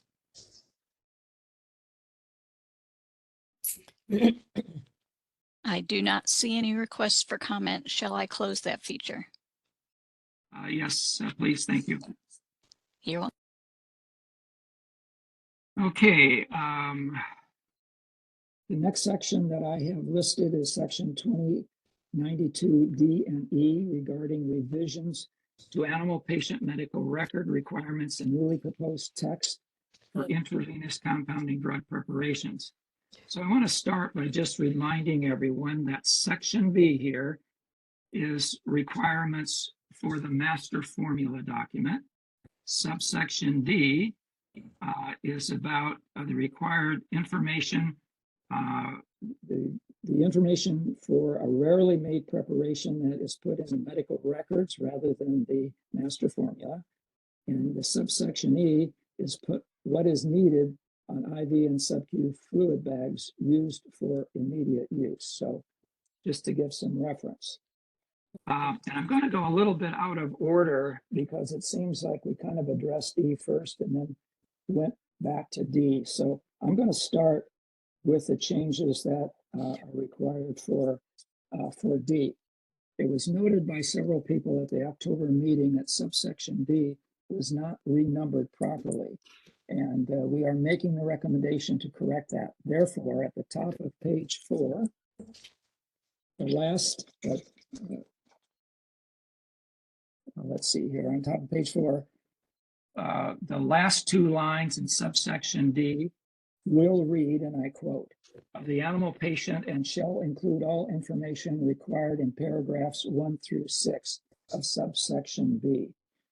Previously, it was paragraphs 2 to 7, which was wrong. We're correcting it to make it 1 through 6. Regulatory Council is concerned about the clarity of section 2092E and does not like the word notwithstanding as being confusing and recommends the following. The proposed language by the Regulatory Council is on page 3, and it's about halfway down. It's the indented paragraph, which I'm sure you've all read.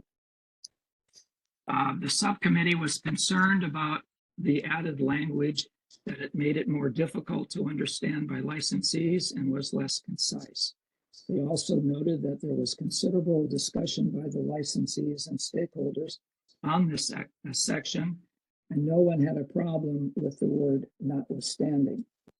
We also noted that in subsection E, we needed to add subcutaneous fluids to that section. And we are recommending removing, and I quote, that is not otherwise compounded at the veterinary premises, unquote, as being unnecessary, since IV and sub-Q fluids for immediate use will always be compounded at the veterinary premises. Therefore, the subcommittee recommends keeping the original language and adding sub-Q parentheses SQ on parentheses to the text, which will now read as it does on the top of page 4. Yeah. Subsection E, notwithstanding subsection B and D for intravenous and sub-Q compounded drug preparations for immediate use on an animal patient that contains a sterile solution, the name and quantity of the sterile solution, and the name, strength, and quantity of the ingredients added to the sterile solution shall be recorded in the animal patient's medical records. The fourth section I'm addressing now is section 2094A. It is also on page 4. Regulations Council recommends striking the phrase, and I quote, pursuant to paragraph 7 of subsection B of section 2092, unquote, from section 2094 subsection A, as the phrase is redundant. And the subcommittee agrees to removing that subsection. So 1A, I'm sorry, so A1 will read,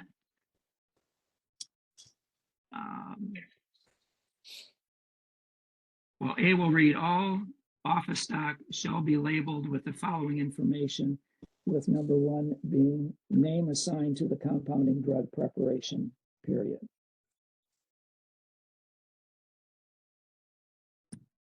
Any questions from the committee? Kathy? You're muted. A comment on the number 5, date of drug preparation. Shouldn't that be date and time to be more accurate? I had called on Kathy first, and I'll come back to you. Oh, I'm sorry. That's okay. My mute thing wasn't working anyway. Sorry, Barry. Just a typo in the new recommended E. I think you mean it should say animal patient that contains a sterile solution. Just add an S to contain. It's in the first sentence, basically. Right. Okay. Anything else? Hey, Dr. Grant. I thought we should have with the IV and subQ compounding at date and time. Insert time or date and time the drug preparation was compounded.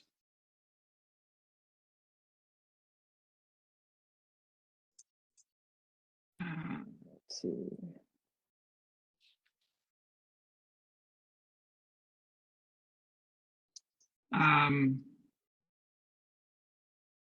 Where exactly are you? Are you in E? Yeah, at the E, and it's number 4. Are we in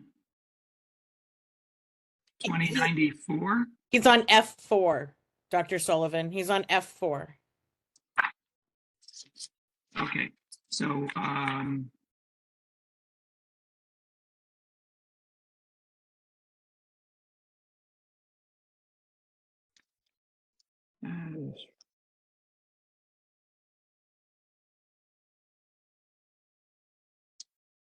Dr. Sullivan, that would align to help with just for the rationale of why time would be helpful and necessary is when you go down to 2093 expiration of the preparations, adding the time would help start the clock for the 24-hour after preparation, initially compounded requirement.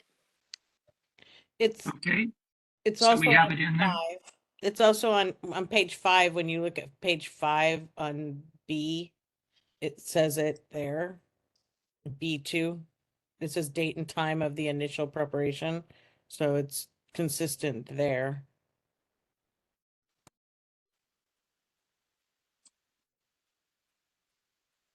Actually, on B, yes. Okay. We will add, and you have that added already, correct? Yes, we added it in. All right, great. Any other comments from the committee?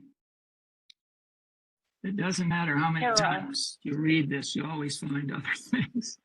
So thank you. This is Tara. Can we go back to subsection E on this page? Right there, yeah. Ms. Bowler requested to add an S on contains, and I don't think that corresponds with the plural use of compounded drug preparations. I think it needs to be contained because it's the preparations, not the patient. So it's just that Good contain. point, Tara. The words are, yeah, good point, I think. Thank you. All right, thank you. Okay. And we can go back to other sections too. We're not restricting that. So let me know if there are other issues.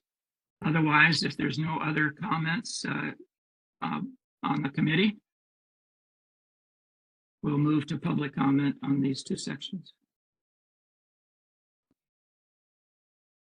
This is the moderator.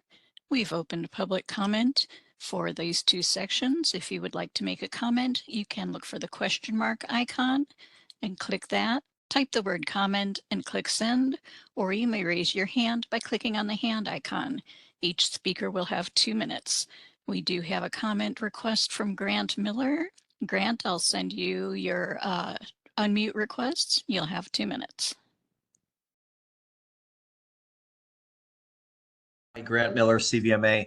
So I can see the significance of adding the date and time in subsection E relating to an immediate use IV preparation, but I'm just curious as to know like what layer of consumer protection will be added to other compounds when you're requiring veterinarians to write in the time.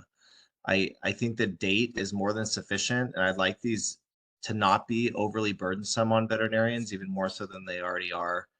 So I'd like to bring that back up for consideration. Thank you.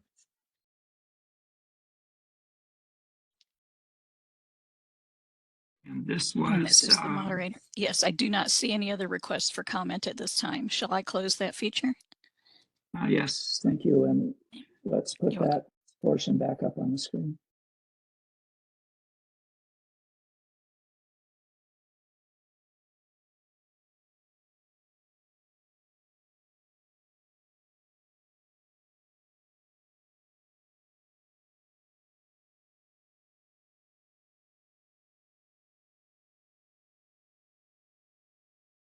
I would agree that I don't think end time is necessary for subsection F.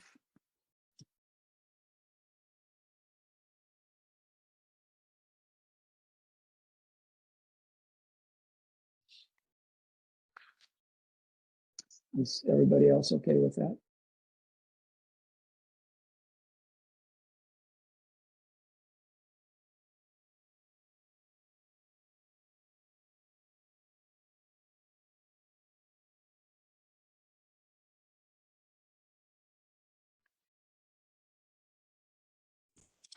Sarah, you have your hand. Oh, not anymore. Christy, you have your hand up.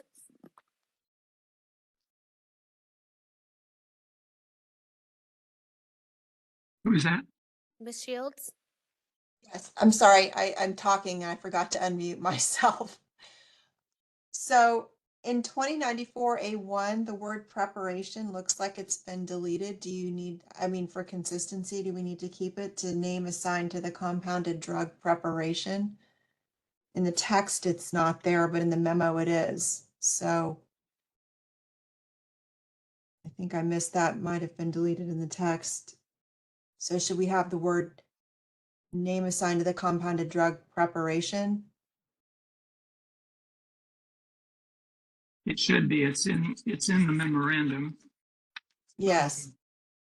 Okay. Thank you. Yes, that should be. That was it. Thank you. Thank you.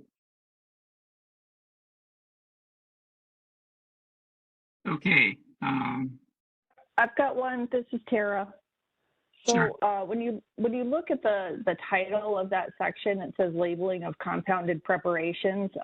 For consistency, I'm wondering if we need to insert the word drug between compounded preparations, compounded and preparations. So it would read labeling of compounded drug preparations, and then that would correspond with A1, which now reads compounded drug preparation. Nope, we're not inserting anything on A1.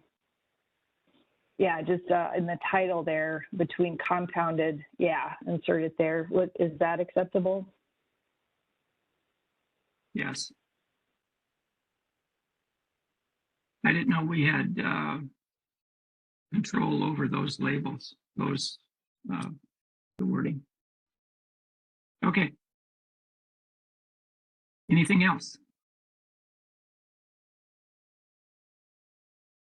Okay, the fifth recommendation of the subcommittee is that we want to make clear the expiration date of IV and sub-Q compounded fluid preparations when it is not for immediate use. We are recommending adding a new subsection C to section 2093 that reads, and this is at the bottom of page 4. Let's see here, maybe it's at 5.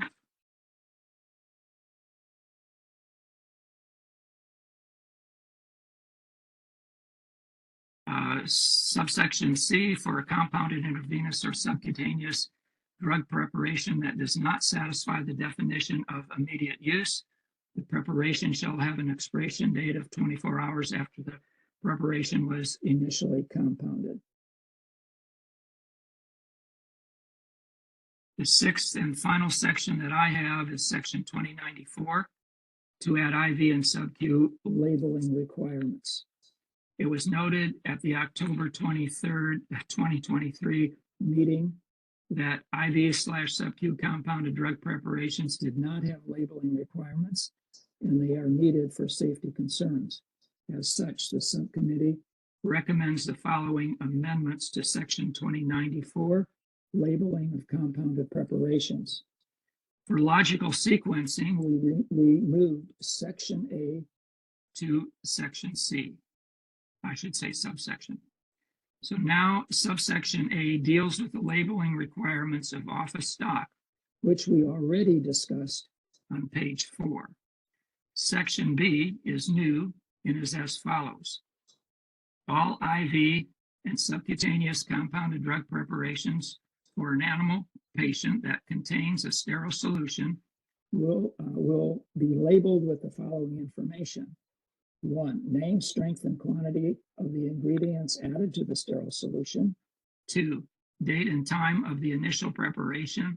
And 3, name of the initials of the preparer.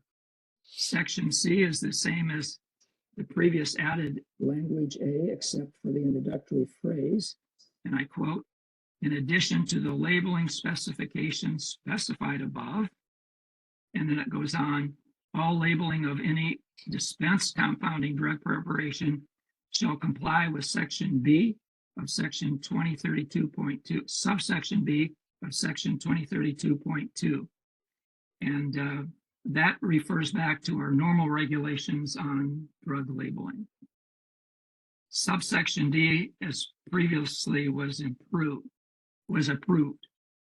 So are there any questions from or comments from the committee?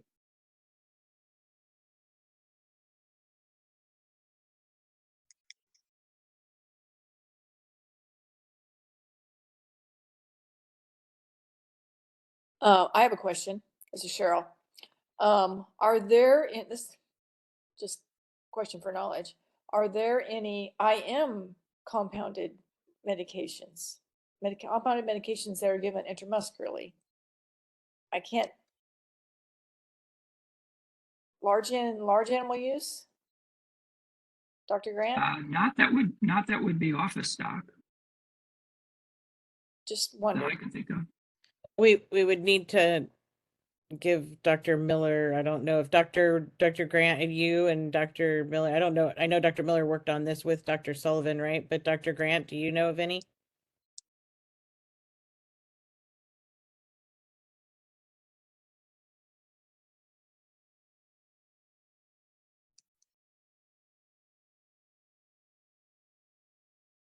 I think Dr. Grant's muted. I know. Is he muted?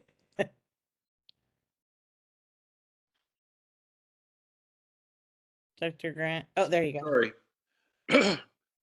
Most of the IM medications are bought commercially and they're not compounded. protein penicillin. Just wondered if there were any compounded medications that you gave intramuscularly. I can't think of them right off. Certainly at the racetrack, they're not for use because they're not supposed to be using compounded products. Yeah, I think that there are, but I don't think they're off of stock. Okay. Ms. Schafelt has her hand raised. Yeah, I just wondered about something like Kitty Magic, if people compound more of that than necessary for one patient at a time. I feel like back in the day at my day practice, we used to do something like that, and then it would be given IM as a sedative before anesthesia, but not sure if That's it's still true. happening. Yes, that is true. And could be given IV too. So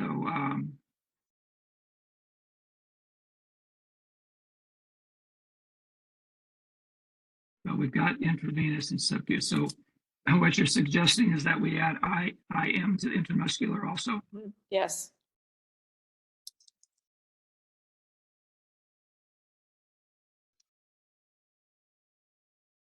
Okay, so that would be under B, all intravenous, subcutaneous, and intramuscular drug preparations for an animal patient must contain a sterile solution shall be labeled with the following.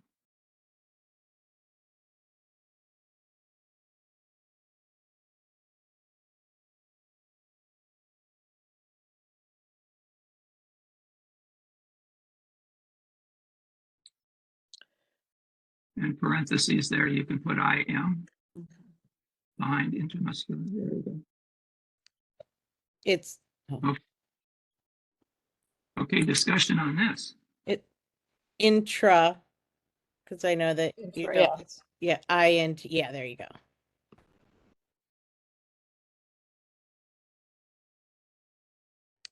Thank you, Jeff.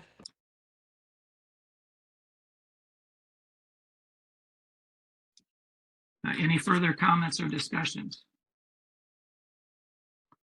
There was a previous mention of IV and SQ fluids. If we can go back, I think it's above that to add intramuscular as well. We never give fluids IM. Okay, so you only want to add IM here? Everybody else agree? We never give fluids IM. Correct. Thank you. No, IO would be the only other consideration there, but I don't know if you would be giving anything compounded. True.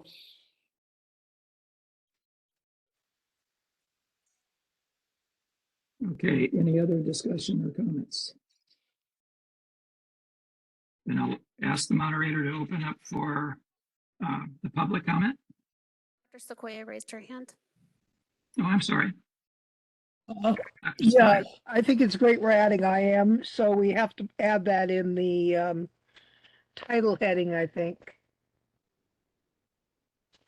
On page 4, amend section 2094 to add IV and sub-Q labeling requirements. We're going to have to add IM labeling requirements, correct?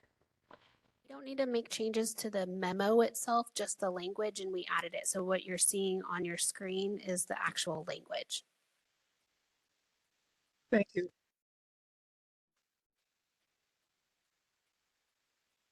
Since I can't see the screen, are there any other comments or suggestions? Okay, then let's We're open ready it to up go to to the public public. comment. Thank you. So we've opened up the WebEx Q&A to facilitate public comment. If anyone would like to make a comment on this portion, you may look for the question mark icon, click that, type the word comment and click send, or you may click on the hand icon to raise your hand. Each speaker will have 2 minutes to speak with a 15-second warning. Any comments on this section?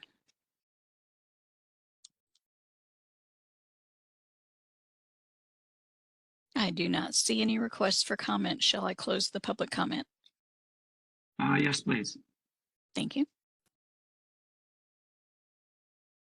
Okay, that finishes what I have. So I think that we are now open for a motion. Dr. Sullivan, this is Tara.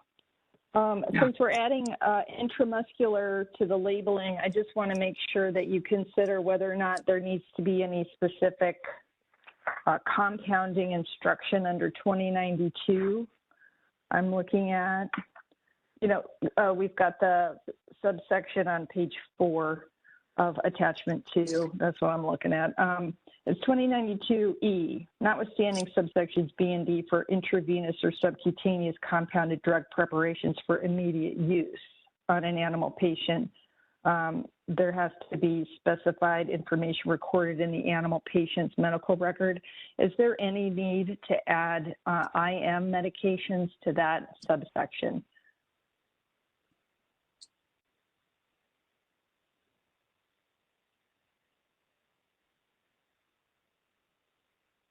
Yes. If you're sedating a cat IM with the cocktail, that needs to be in the medical record.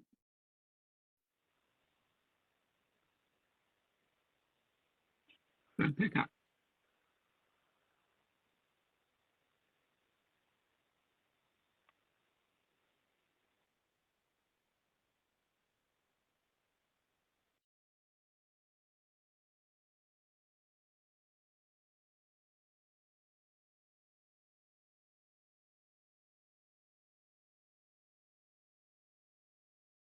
Anything further? I think we should add it to 2093C in the expiration.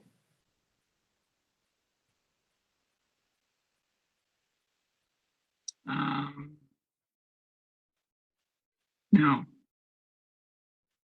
because this is IV and sub-Q fluids. I already said that. My apologies. Yeah.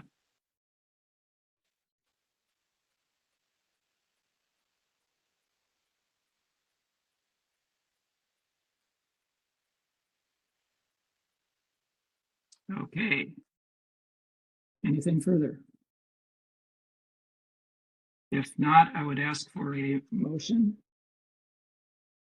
to resend and approve as amended the sections that we have on the bottom of page 5. Do you need me to read that all thing so I can?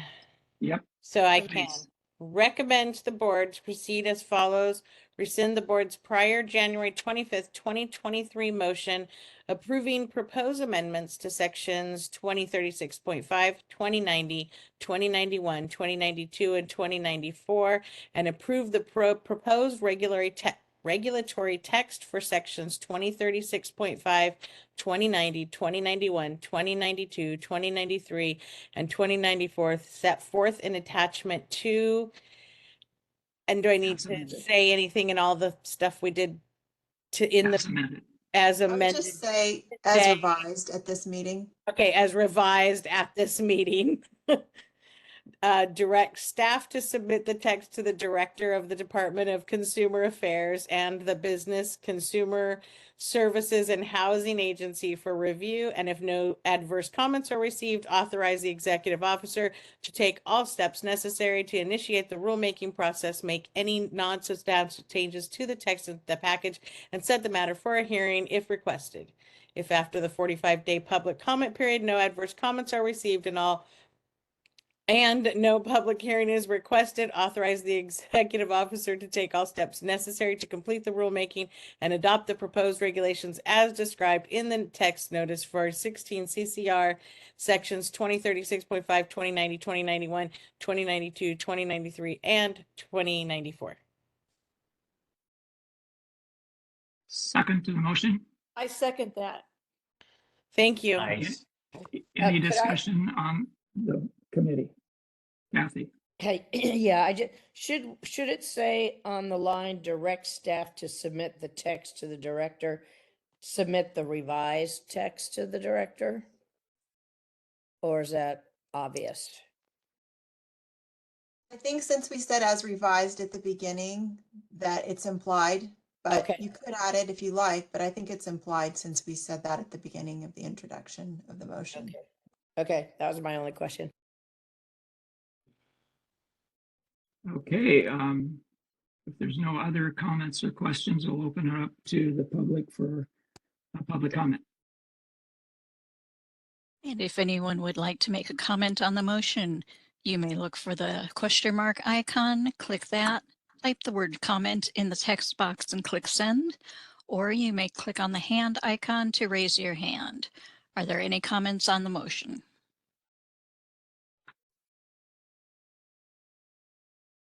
I do not see any requests for comment. Shall I close that feature? Yes, please. Thank you. Thank you. Jessica, the roll call for the vote. Dr. Sullivan, Yes. Ms. Esri, Yes. Ms. Bowler, Aye. Dr. Grant, Yes. Dr. Lazarchuk, Yes. Ms. Pulowski, Yes. Dr. Sequoia, Yes. Ms. Shefelt, Yes. Dr. Waterhouse. Yes. Motion carries. Thank you. Let's go ahead and take a break then for lunch. And Jessica, what do you suggest time-wise? We have to take a minimum of 30 minutes. If you want to take an hour, that's the prerogative of the MDC. Let's do 45.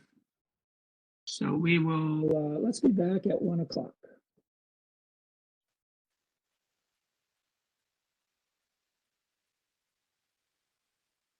Everybody fine with that? All right. Yep. We'll see you at 1. 1.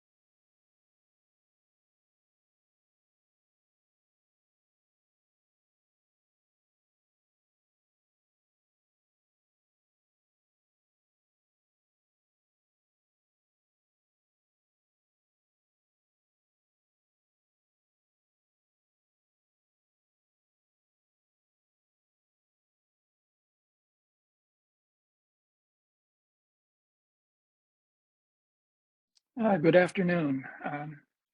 Moderator will call the meeting back to order.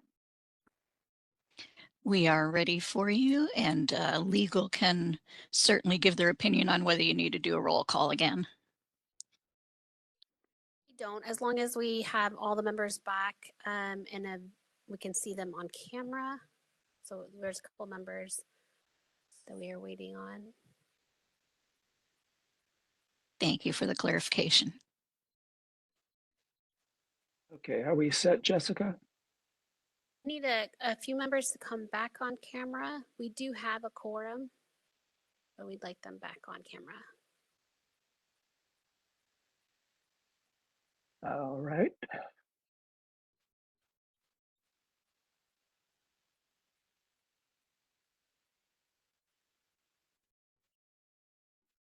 Since I can't see everybody, you let me know when we're ready.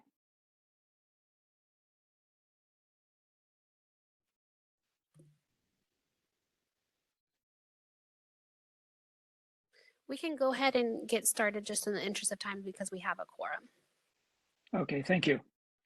I forgot before I started the last section, the last item, to actually thank the staff at the Veterinary Medical Board and the CVMA staff of Dr. Grant Miller and Mr. Dan Baxter. We've had a lot of subcommittee meetings, Maria and I and staff, and a lot of work goes into this in the background. I can only imagine how it would run without those stakeholder meetings to do some of the wordsmithing. So I want to thank everybody involved. So the next agenda item is 6, update, discussion, and potential recommendation on the board's guidance on veterinary drug compounding. So as you can read in the memorandum, Dr. Howard expressed some concerns about our 2 examples in our guidance document on drug compounding, and we all agreed that we had better examples. However, I would say that if anyone is dispensing a preparation that does not satisfy our definition of drug compounding, I would still recommend that you include it in your master formula document and provide it to your client so they have a copy of the ingredients in case of accidental use at a time when your hospital is closed. Let's see here.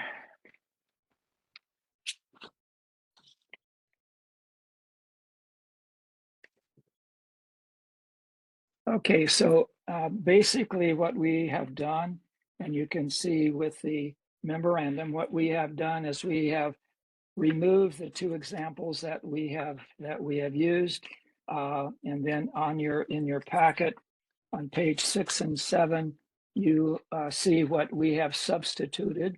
The first is a sedation cocktail for AI use and use, and the second one is a otic solution preparation that we've used or put in there as examples.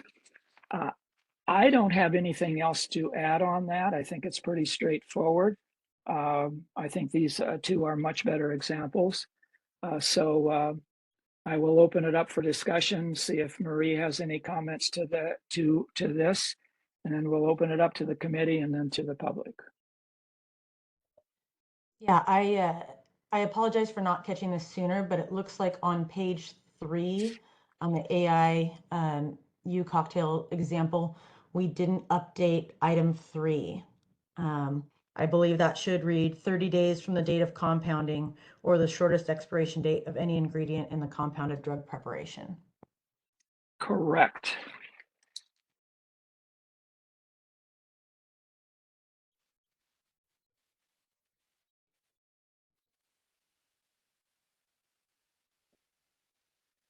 Okay, good pickup. Any other comments from the committee? Sorry, I just want to make sure that we catch that. So Jeff is scrolling down to the example. So where, Ms. Essery, can you say that again so we can make sure that everybody's on the same page? Yeah, it's on page 6. Yeah. Item 3, expiration date of preparation.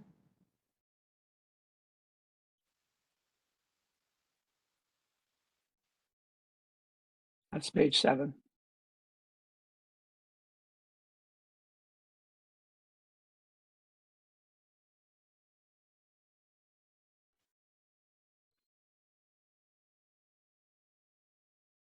We need to go back one page.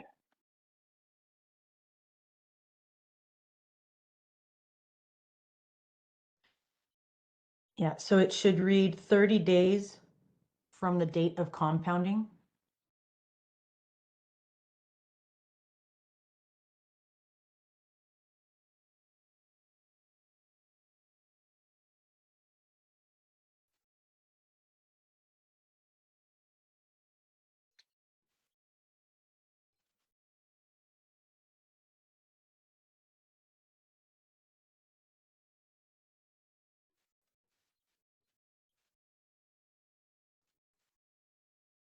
This is Tara.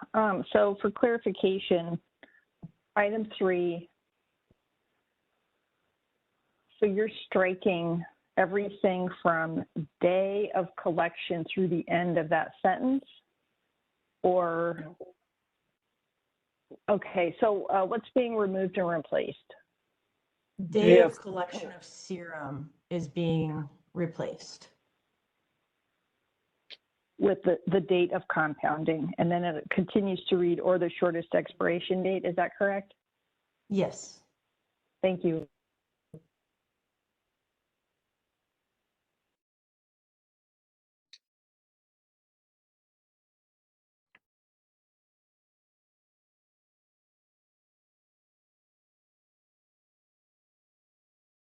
Okay, any other comments from the board, from the committee? It's Kathy. I just wanted to commend the staff on putting, well, and Dick, you've been at this for years, but this little handout is easy to read. And it's nice looking, and whoever did it on Jessica's staff, congratulations. Agreed. Shout out to DC. Thank you for that. That was their public affairs design and editing team that put this together for us. So I just want to thank them. I like that.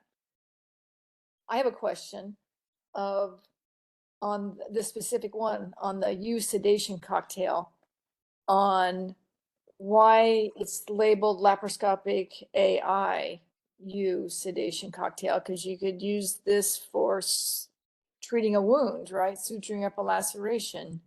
Should we just call it U sedation cocktail or U sedation? That came from Preparation? Dr. Howard because we wanted to use something that was going to be prepared in bulk and used all at once in a herd setting, versus something that could be prepared for immediate use. Right. So that was Dr. Howard's recommendation on that specific labeling of that. And it had to also do with the dose. So we knew what the dose was on use for this particular procedure. If we were doing a lamb, we'd have to have different directions on the dosage. Right. So this just made it cleaner. Right, but it could be used for more than just laparoscopic AI, correct? Yes. It could be, yes, but in this example, this is the way that the clinic is labeling it in their master So you're record. showing that you can just have colloquial terms for these things. So if you used it for a different use, let's say you used it on a sheep that was smaller in weight, then you would have to have a formula for how much to give. So you'd have to have a different named product for that. You could not use this formula unless you're using it on an adult ewe for this type of procedure. But if the same size sheep needed a laceration repair, you could use that same. Unless it took you longer than it does for an AI procedure. Yeah. Anyway, that was the only thing that came to my mind. Yep.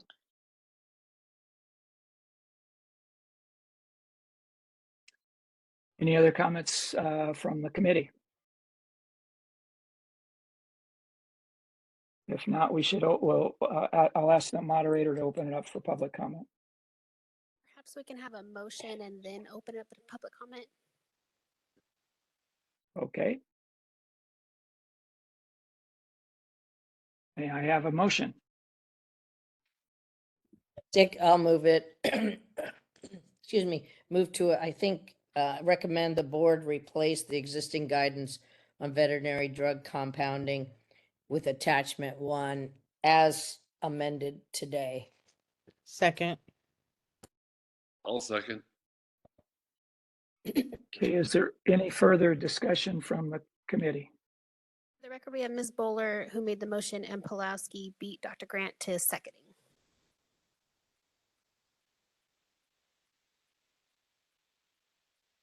Okay, if there's no further discussion, then I'd ask the moderator to open up for public comment. Thank you. And we've opened up the WebEx Q&A feature to facilitate public comment. If anyone would like to make a comment on the motion, you may look for the question mark icon, click that, type the word comment into the text box and click send. Or you may look for the hand icon and click that to raise your hand. Each speaker will have 2 minutes to speak with a 15-second warning, and we ask people to speak only once per agenda item. We do have a request for comment from Grant Miller, and Grant, I'll send your request to unmute and you will have 2 minutes. Thank you very much. I'd just like to echo the sentiment in the layout of this document. It's very user-friendly, very easy to follow. And I really appreciate Dr. Sullivan's work on this matter. He really basically wrote these regulations from the beginning, and for many, many years we have worked on them to get them as far as we have, and to get the boards the backdrop that we need to do this kind of work. And I appreciate Jessica's team for doing this type of outreach. I do think that there is one thing that we can do to make this document a bit more user-friendly. It's already fantastic, but I found that oftentimes when we put out information, it very much helps to hyperlink code sections in the document. Granted, sometimes the document will be printed, and of course that doesn't help anyone there, but most of the time this will be electronic and online. And when we're referring to things like labeling in section 3 of the document or section 4, it just says, you know, labeling has to follow 2032.2 and 2091 if people don't know where to find that. And so if we could hyperlink as many of those code sections as we could, I think it would make the document that much more user-friendly and would increase compliance. Thank you.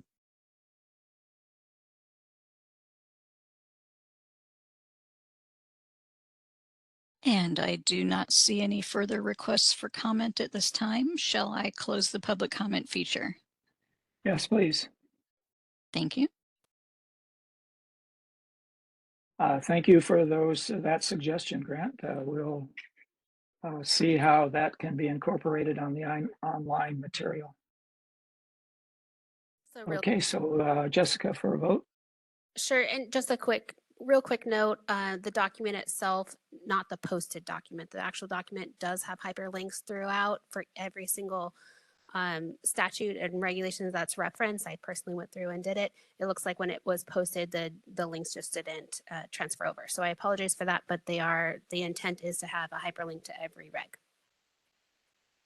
All right, with that, Dr. Sullivan. Yes. Ms. Essery? Yes. Ms. Bowler? Dr. Grant? Yes. Dr. Lazachev? Yes. Ms. Pulowski? Yes. Dr. Sequoia? Yes. Ms. Shefelt? Yes. Dr. Waterhouse? Yes. Motion carries. Thank you.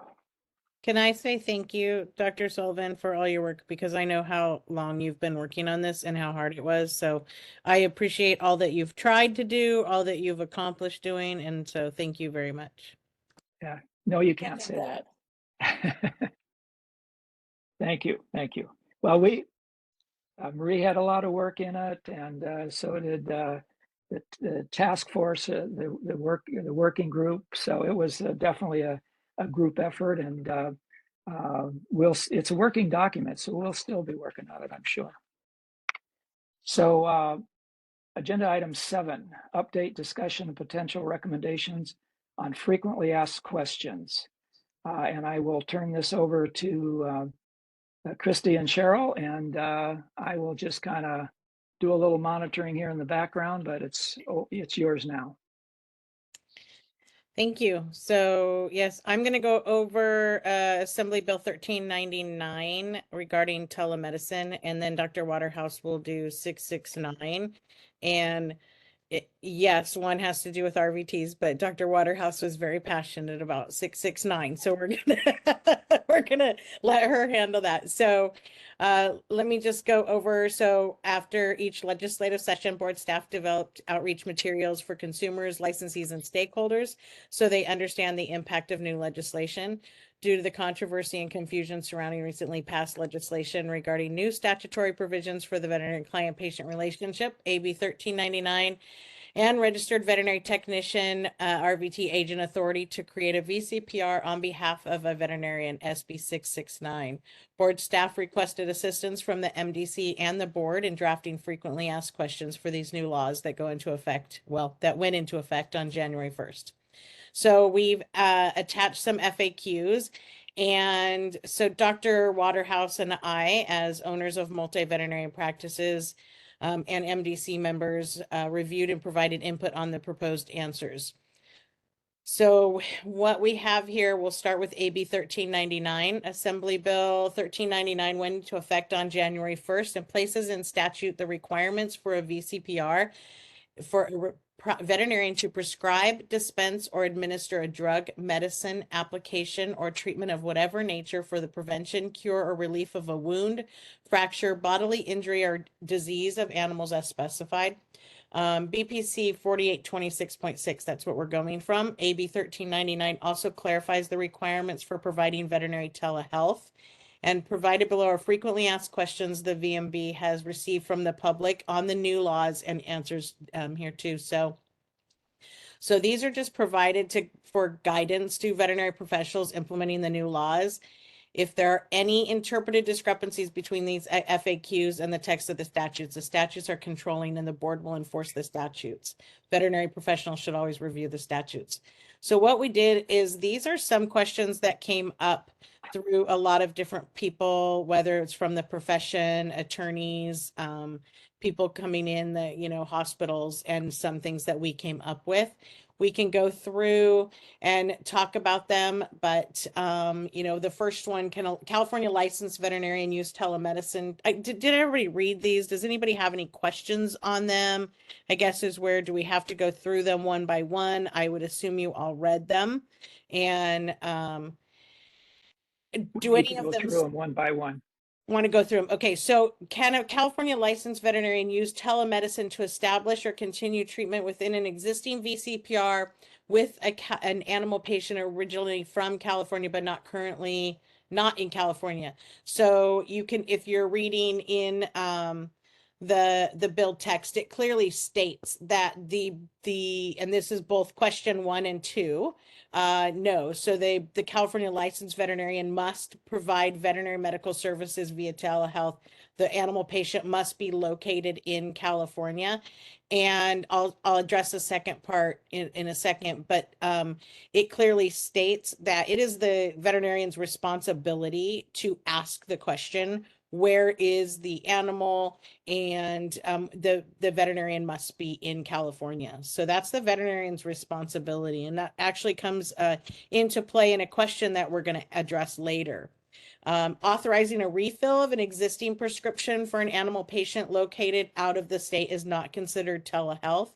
We wanted to add that in there because that is a common question for people.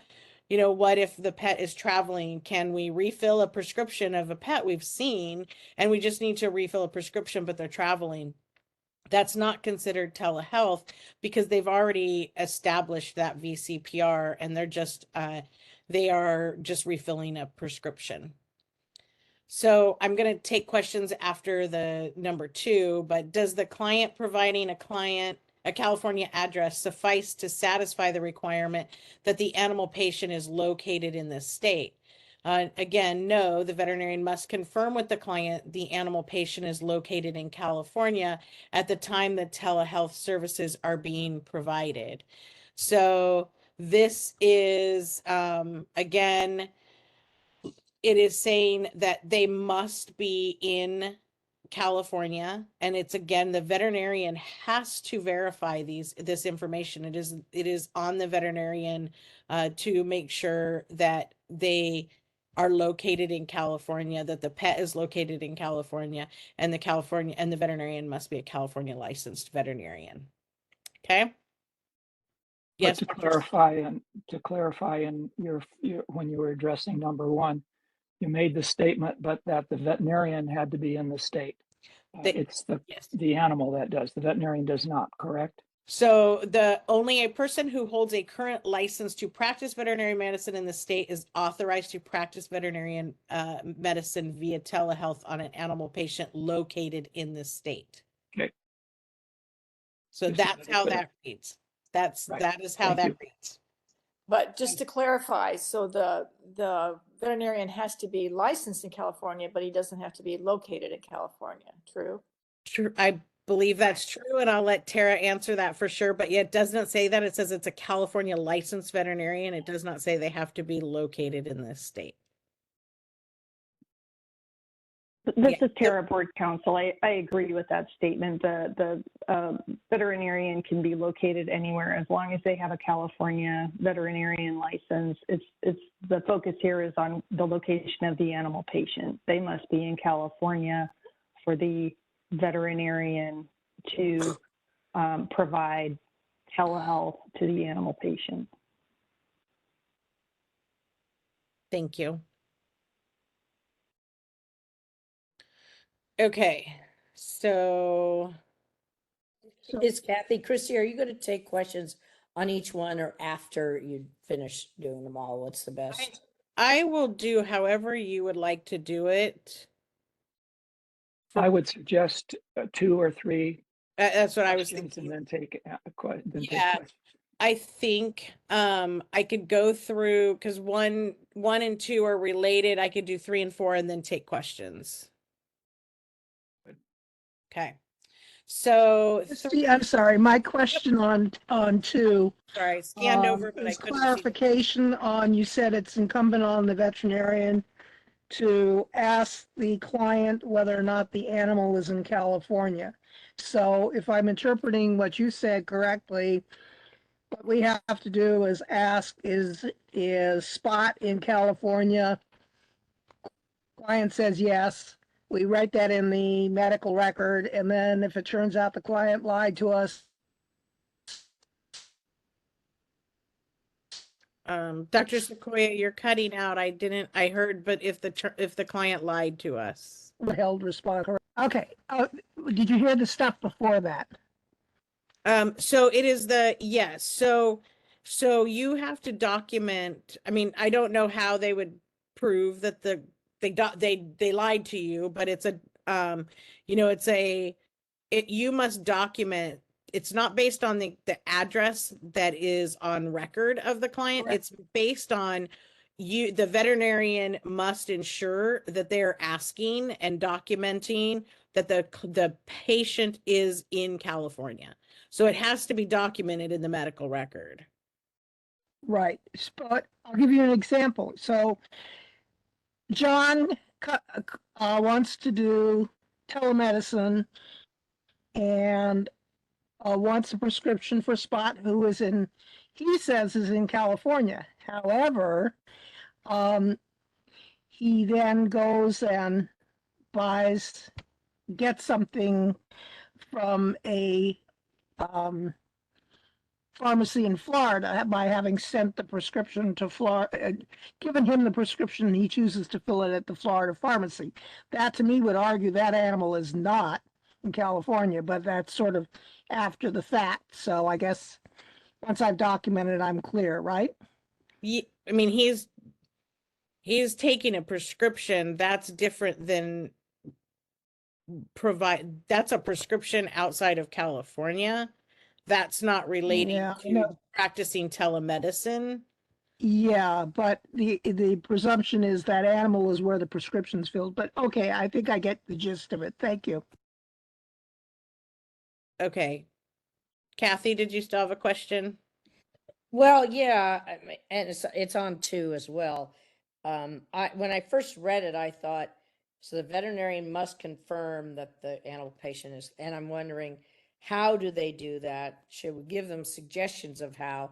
If it is a simple verbal, are you in California right now, and is the dog in California? Because this is a video conference, right? To establish it. If that's all the veterinarian needs to do, and if the client lies, there's no, onus on the veterinarian to prove it. I was worried that I didn't understand how a veterinarian could actually prove this without the person going outside and taking a picture of their street sign or whatever the hell it would be. So that was and You know, the law is what the law says, and I just want to protect the veterinarians because people will lie to them probably.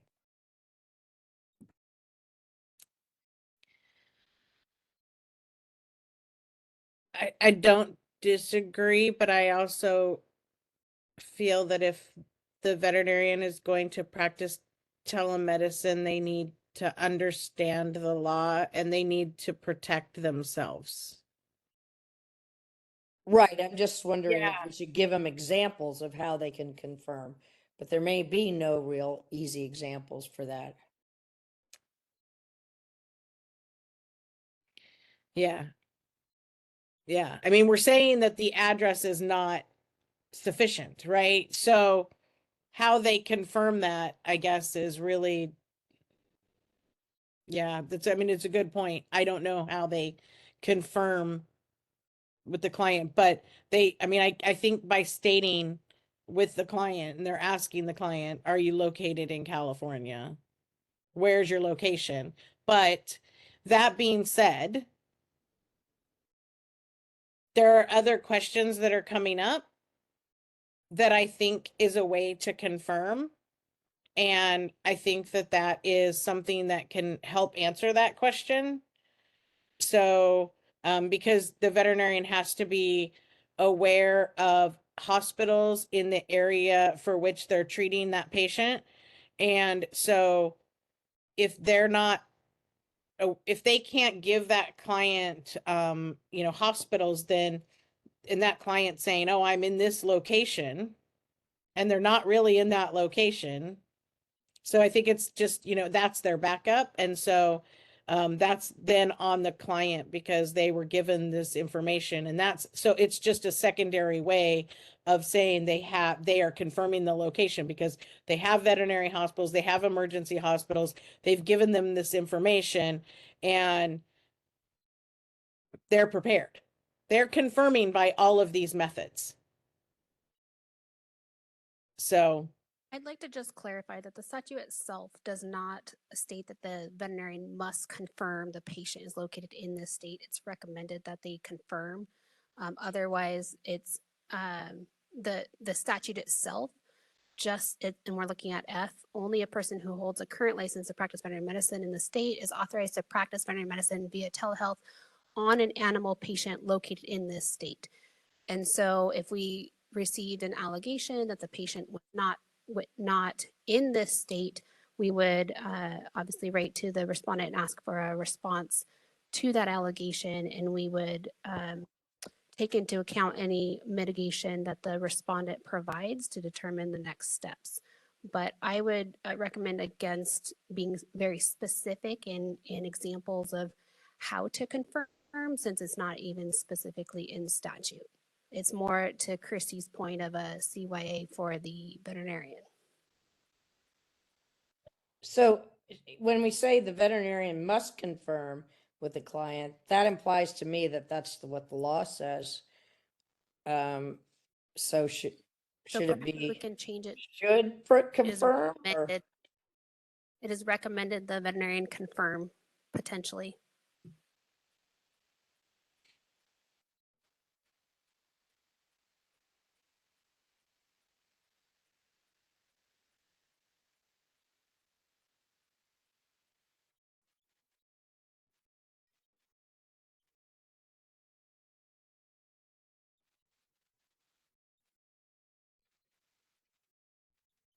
okay.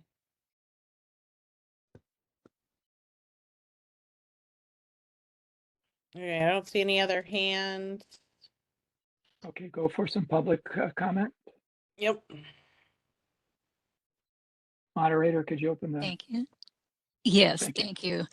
This is the moderator. We've opened up the WebEx Q&A feature to facilitate public comment. If anyone has a comment on the previous discussion, you may look for the question mark icon, type the word comment in the text box there and click send, or you may click on the hand icon to raise your hand. Each speaker will have 2 minutes to speak with a 15-second warning. Are there any comments on the discussion thus far?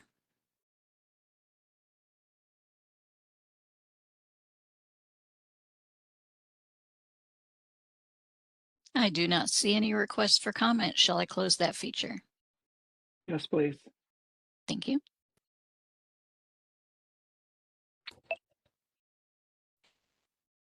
Okay. So moving on to question 3, can the veterinarian notify the client that some prescription drugs or medications may be available at a pharmacy by posting a notice in a virtual lobby? So yes, the requirement is to provide notice to the client that some prescription drugs or medications may be available at a pharmacy, but there is no specification on how that notice is provided. And that if you are looking, so I do have the law pulled up, so I'm kind of going through that. And it should be noted that the prescribing veterinarian still must comply with all statutes and regulations in the Veterinary Medicine Practice Act and pharmacy law as it relates to veterinarians. This includes, but is not limited to, prescriber dispensing requirements listed in BPC section 4170. And then I'll move on to question 4 before we talk about this. So if the prescription notice can be posted in the lobby, can it be incorporated into the existing notice requirement so that both disclosures are in one posting? Yes, both disclosures can be incorporated into one posting. Number 3 also has to, or I mean, number 5 also has to do with this. And since AB 1399 only requires veterinarians to notify the client that some prescription drugs or medications may be available at a pharmacy, does the veterinarian have to notify the client that the veterinarian can submit a prescription to the pharmacy of the client's choice?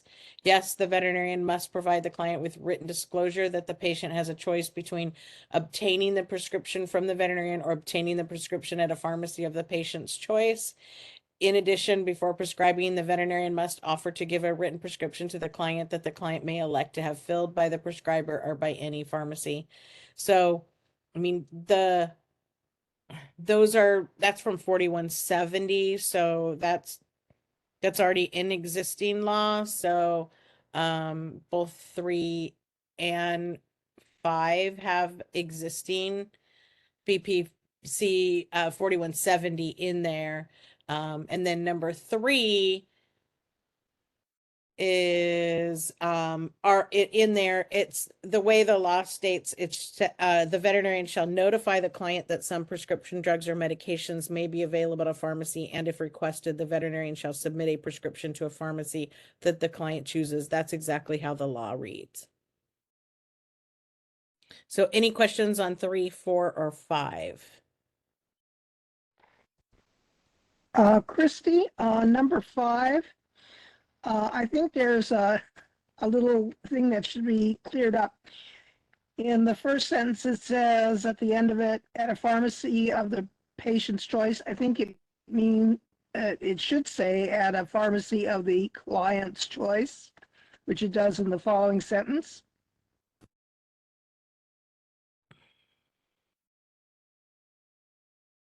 Yes. The patient could be a talking parrot too. Like one of mine.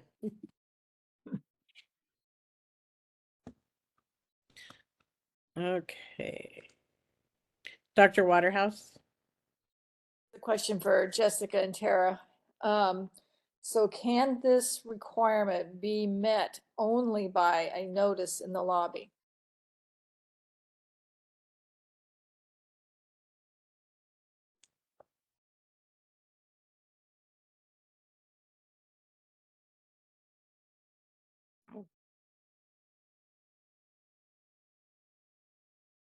I think it can, but I'll defer to Tara.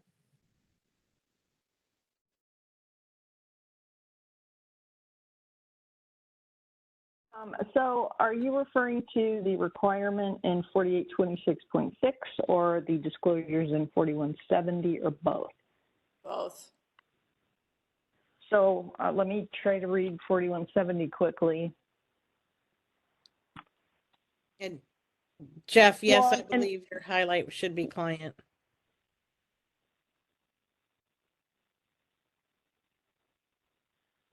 Number 4 answers that question, right? That the prescription notice can be posted in the lobby. Now, the question is, does that posting alone meet the requirement to notify?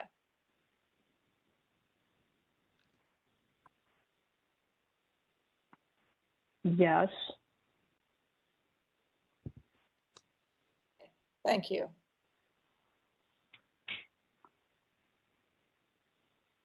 This is Kathy. So should we, in 5's answer, should that somewhere be noted that that the lobby posting, because it says must provide the client with written disclosure, blah, blah, blah. I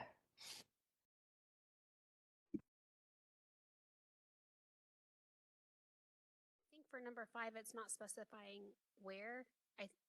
So I don't know if we need to specify where here. It's just a requirement that they provide it. Number 4 specifically called out the lobby. I think 3 did as well. But I think 5 is just in general. 3 is the virtual lobby.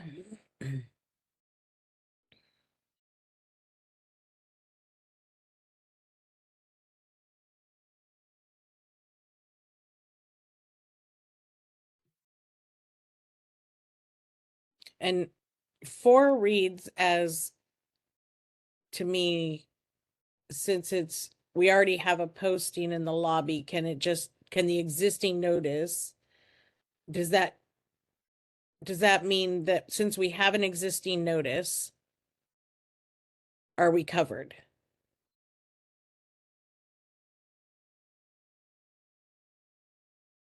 And I'm back to this, because we see lobby, and the thing I think about is a lobby of a practice. So I don't know how these sites are set up. Is it on the home landing page or but I guess maybe we don't want to get too much into the weeds. But that's why we put virtual lobby in number 3. Right. But number 4 covers in the lobby, and that could be either or. But it reads to me, and I think the intent was when we talked about it, since those veterinary hospitals are already required to have a posting, is that posting covered for those who want to do telemedicine?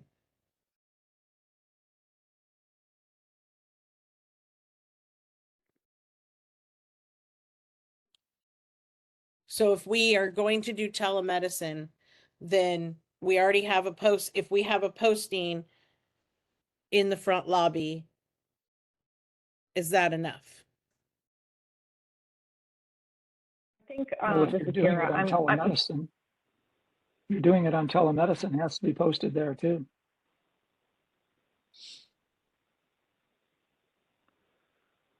So my focus primarily is on a couple of different words. 4826.6 requires the veterinarian to advise the client that the prescription may be available at a pharmacy.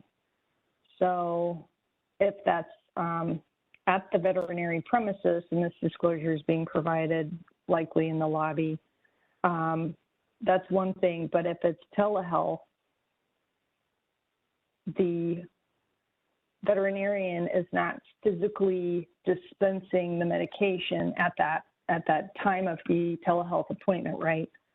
So, so the notice needs to be that the prescription may be filled at the veterinary premises or at a pharmacy. And then separately, 4170 requires to offer to give a written prescription to the patient that the patient may elect to have filled by the prescriber or by any pharmacy. So it's two things. It's that the medication may be available at a pharmacy. That's the new law. So that's just a disclosure. And then separately, an actual offer to provide a prescription to be filled at a pharmacy. So, I mean, we're not drafting these notices for professionals. We are merely trying to answer some FAQs here. It is up to them to write their own disclosure notices, but I'm just highlighting these two pieces that it's, you know, they are worded differently. They are not the same. Right. So likely they would want to reflect the language in 4826.6 separately than the 4170 requirements.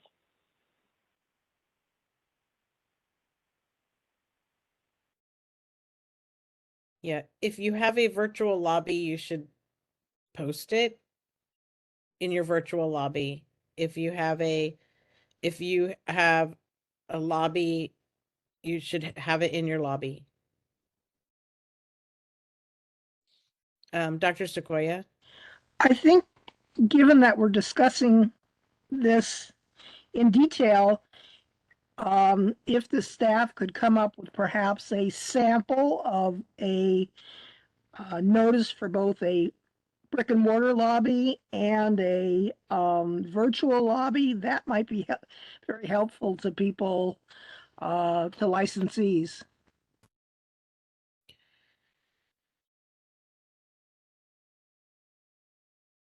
I think we should leave that to CVMA. Yeah, I so think CVMA will come up with the proper language. yeah, usually professional organizations will do that and not the staff. It's not, staff doesn't provide those, the staff, so Dr. Sequoia, the reason we do these FAQs is that staff cannot answer these types of questions because they can't give specifics, because so we're trying to be able to answer these questions the best way we can to help give guidance to staff. And so, because there's no way for staff to give a legal answer to these things. It's just not, they can't do it, and they get questions. So we come up with these FAQs to help staff and hopefully reduce the amount of phone calls. That's number one. And then be able to tell them that, hey, there's some FAQs that, have you taken a look at those, and maybe those will help you. But it is really, professional organizations will come up with plaques, and they will be able to give guidance, and then they will say, if you provide telemedicine, here is a sample of what you can put on your virtual lobby. Right. I think what I was just suggesting was sort of a visual version of the the answers you've given to the frequently asked questions. Thank you. Yes.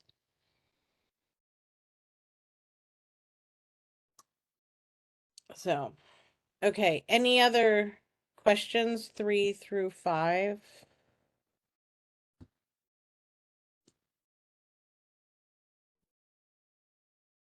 Changes? Okay. Do we want to open it up? Let's open it up for public discussion. And this is the moderator. We've opened up the WebEx Q&A feature to facilitate public comment. If anyone would like to make a comment, you may look for the question mark icon, click that, type the word comment in the text box and click send, or you may click on the hand icon to raise your hand. Each speaker will have 2 minutes to speak with a 15-second warning. We do have a request to comment from Grant Miller of the CVMA. I'm sending you a request to unmute, Grant.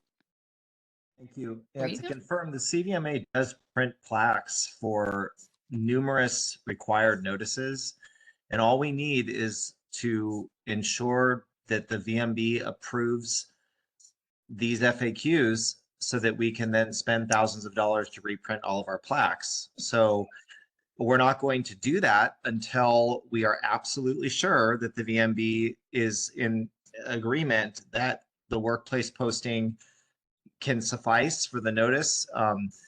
you know, obviously in a telemedicine environment, you can't place a notice in your waiting room, but we do need to change the current notices in the lobbies right now because of what Tara said, which is it's two separate requirements now. One is to notify the client that they have a right to obtain a written prescription that they can have filled at a pharmacy of their choosing. The other is to now offer to transmit the prescription directly to a pharmacy. And we are ready to change the plaques and to notify the entire profession that they have to do that, but we will not do that until the VMB approves these FAQs. Thank you.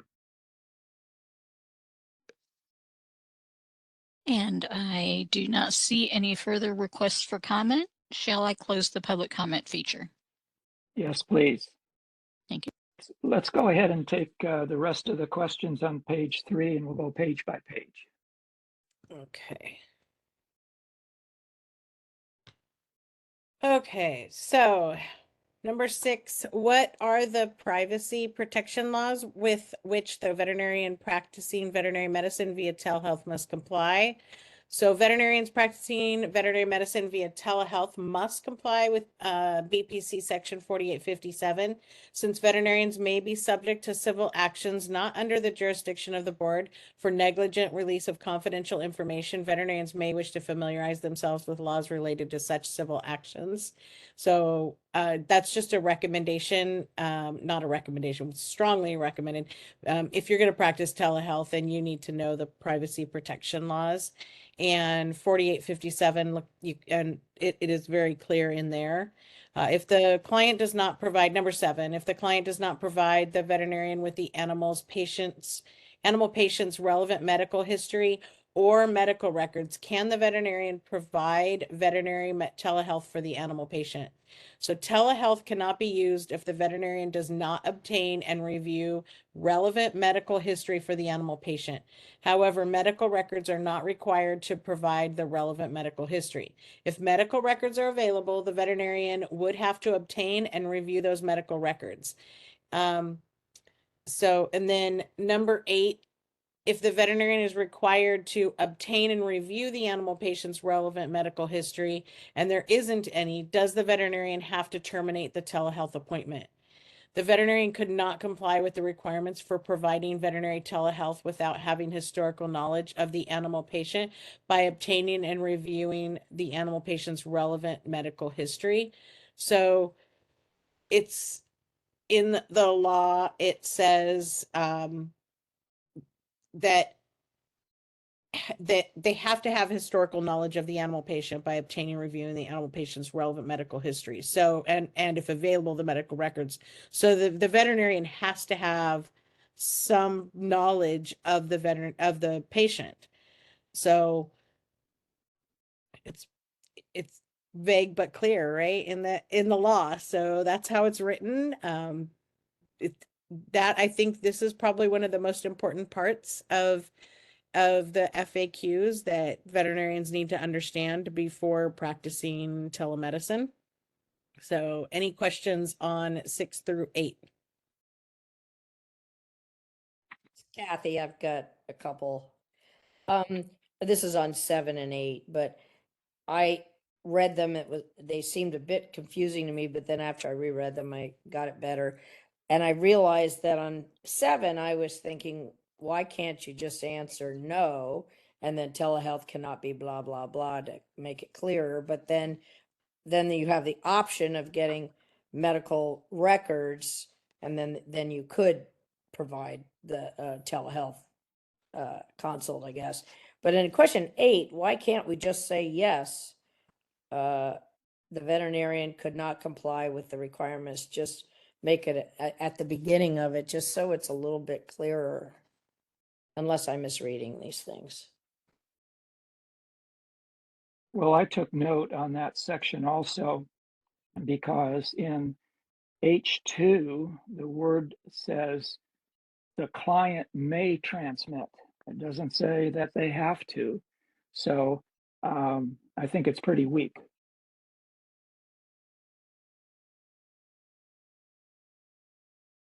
I think it's very easy to get around that section. Doesn't this preclude the scenario of a person finding an injured, abandoned animal alongside the road late at night, and they get on and try to establish a veterinary client relationship. I mean, they don't know anything about the history of the animal, and neither does the person presenting it to them. But it would mean that you're not going to be able to provide any assistance to them. We actually, The animal that is, does not have a known owner is exempt from a VCPR. I'm not sure I understood that, Dr. Sullivan. If an animal is found and injured, a veterinarian does not have to establish a VCPR. They're exempt from establishing the VCPR because there is no known owner. we talked about that. Yeah, maybe this person's going to be the owner now that's presenting the animal. They don't know anything about the history on it, though. We talked about that exact scenario, and I don't know if Tara wants to, I don't know where Tara came from, if Tara wants to chime in on this, because we talked about that exact scenario. That was something that Dr. Waterhouse and I brought up, and that somebody finds a pet, there's no microchip, nobody knows where this pet comes in, but it's injured, and they want to have telehealth on this pet, so there's no history. So the history is there is no history. The history is very short, so that's the only thing you can go by. Right. So if the person that finds this animal wants to take care of it, the history is from the time they found it till they got it to the veterinarian, either virtually or in person. That's the start of the history. If the animal is not claimed by this person, then it's unknown owner. What, Dr. Waterhouse? What were you? I said that's kind of what we came to was, Yeah. there is a history, it's just very short. Yes. It's like that's what we decided, is that the history is whatever time from when that person found that pet to the time that they're presenting it for telehealth.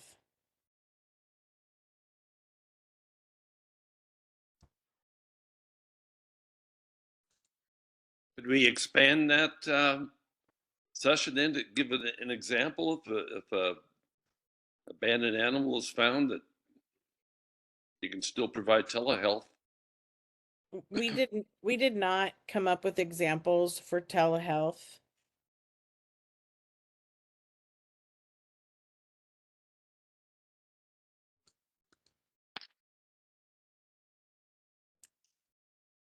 I don't think it would matter whether it's virtual or in person. I think it would be the same scenario. So am I understanding that you both, Dr. Sullivan and Kathy, you both think that it's not clear on number 7? Is that your concern? Oh, I think it's clear. I just don't think we have, as a board, we have much authority to require the medical history. We're going to get what we can get, either virtually or in person. When it says may, I don't think we have any grounds that we can require something. It says be familiar with available medical oh no, I'm sorry, I'm reading the other one. Have his, because I know what you say, and if medical records exist, the client may transmit those records. Right. It doesn't say shall or must. This is Tara. I want to be clear about Dr. Sullivan's statement on the board requiring a medical history. I mean, the statute requires the veterinarian to have historical knowledge of the animal patient. And then it says how they do that by obtaining and reviewing relevant medical history and, if available, medical records. So, this is where we come back to the medical records that the veterinarian is creating for the animal patient. the presumably client is reporting the history of the animal as the client knows it. If they don't have any records or any, long history of the animal patient, that's why we specifically didn't answer question 8 as a yes or no, because it's really, does the veterinarian have to terminate the telehealth appointment? We're not telling veterinarians to terminate their phone calls. We're just saying this is what the statute requires. The veterinarian has to have historical knowledge of the patient, whatever that looks like, whatever the client can provide. If medical records exist, yes, the veterinarian has to review them. If they don't exist, we're not requiring that because the statute doesn't. So, we're trying to provide interpretations of the law as best we can. We are not going to start, creating a list of all the different scenarios where there's a historical record and it's oral, and then there's some records, because as we all know, it's case-by-case basis. So we give one example, somebody tweaks it, and then they point back to this FAQ as if, the board has already, landed on a resolution of that issue. We're not trying to misinform people and give them reliance on these FAQs. We are just trying to help lay out the new statutes. The veterinarians themselves need to understand the FAQs, read the laws if they need to, and then proceed cautiously. But yeah, that's why we're not coming up with, specific scenarios, because there are many scenarios. All we know is that there's got to be some kind of historical knowledge of the animal for the telehealth appointment to proceed, or really for telehealth to be provided. I think we keep forgetting that it's a telehealth appointment. There has to be information received, a diagnosis, and all of this is required to administer, prescribe, or dispense medication. That's what all of this is for. So ultimately, if there was no treatment, but it was just a phone call and a diagnosis, there's no violation, right? Because all of this is about the ultimate end step of treatment. If you didn't establish the telehealth appointment in these multiple ways as the statute requires, but you ended up prescribing something, that's a problem. But if you're, having a phone call and you're talking to a client about, some issues the animal patient is experiencing, that's telehealth, but it may not be a violation of the VCPR and administering treatment, okay? So, I want to remind everybody that there's steps here, and there's authorized conduct, and then there are certain conduct requirements to administer or provide treatment.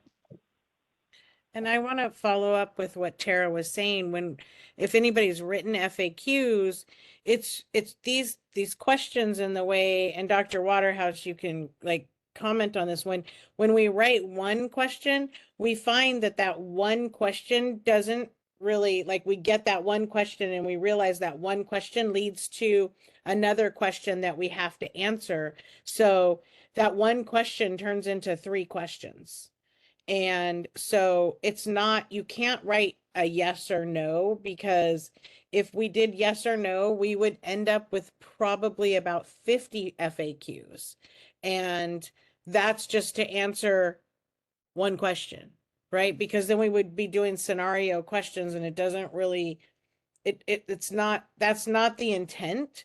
And so maybe they would be called FAQs and guideline, or, guidance, a guidance document, just like the formulary one, because it's difficult to say yes or no to some of these questions, because if you're going to practice telemedicine, you need to read the law because you need to understand it. So you have to have a basic understanding.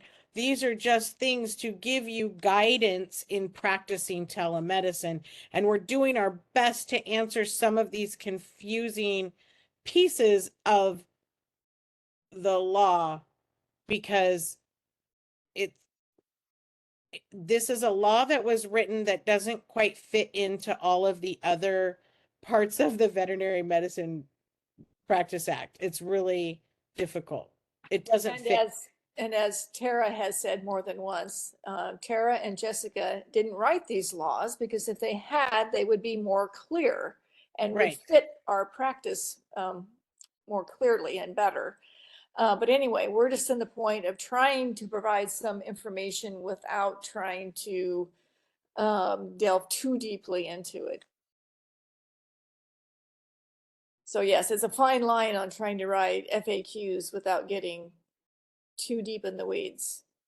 And as everybody knows, I like to get in the weeds. But we tried to have some compromise here. If there's no other questions or comments, let's move it to the public. I think Kathy has a question. Oh, sorry. Yeah, no, this is just, sorry, it's going way back to AB 1399, which I read a while ago, but I forgot.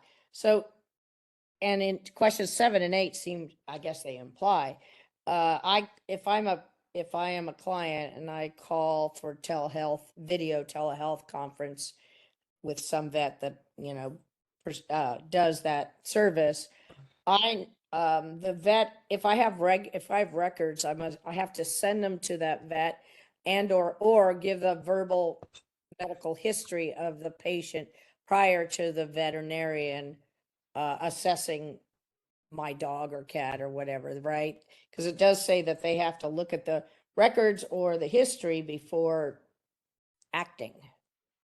So so you almost have to make an appointment to come back, Yes. here's the records, and then can we make an appointment for Tuesday and you can give me a video diagnosis? Okay, all right. Very complicated. Okay, thanks.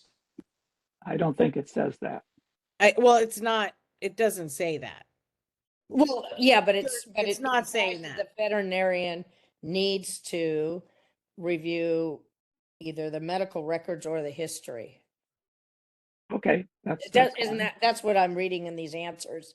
But the client does not have to provide the medical records. If they are available, they do. They do that. Yeah, see, this is So tricky.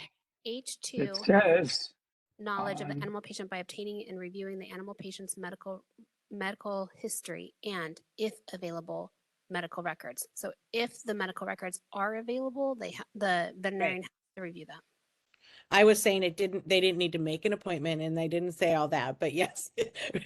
I was they have to review the records. It says they have to do it. And it does say that, a veterinarian who practiced veterinary medicine via tele shall do all of the following. I know, but in H2, I hate to belabor the point, but these are contradictory regulations or statute.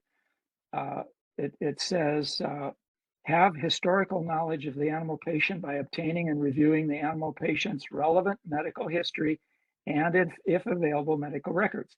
If medical records exist from the previous in-person visit and are available to the client may transmit those records. So that may does not provide the leverage that I think we're talking about. Yeah, I don't disagree. And this is where we talked about how these were not written by people who needed to fit into the Veterinary Medicine Practice Act. So it's really hard. So we're trying to fit them in and protect everyone. Now, with these contradictory statutes, if they become serious, we may have to try to improve it through our sunset review. I don't think we need to keep going on this section right now. Yeah, I don't disagree. Tara? The only thing I would add here is that there's no requirement for the client to send the medical records. So, you know, the onus here is on the veterinarian who wants to practice by telehealth. If medical records are available, then the veterinarian has to review them, obtain and review the available medical records. There's no requirement for the client to provide those. So, you know, I just want to keep the terms clear and not make any misstatements about how we are interpreting this law. I think the point here was that if records exist and the veterinarian can obtain them, they need to be reviewed. But there's no requirement in here right now that the client must send those to the telehealth veterinarian.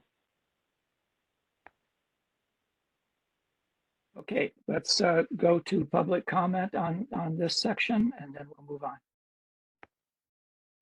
This is the moderator, and we've opened the WebEx Q&A to facilitate public comment.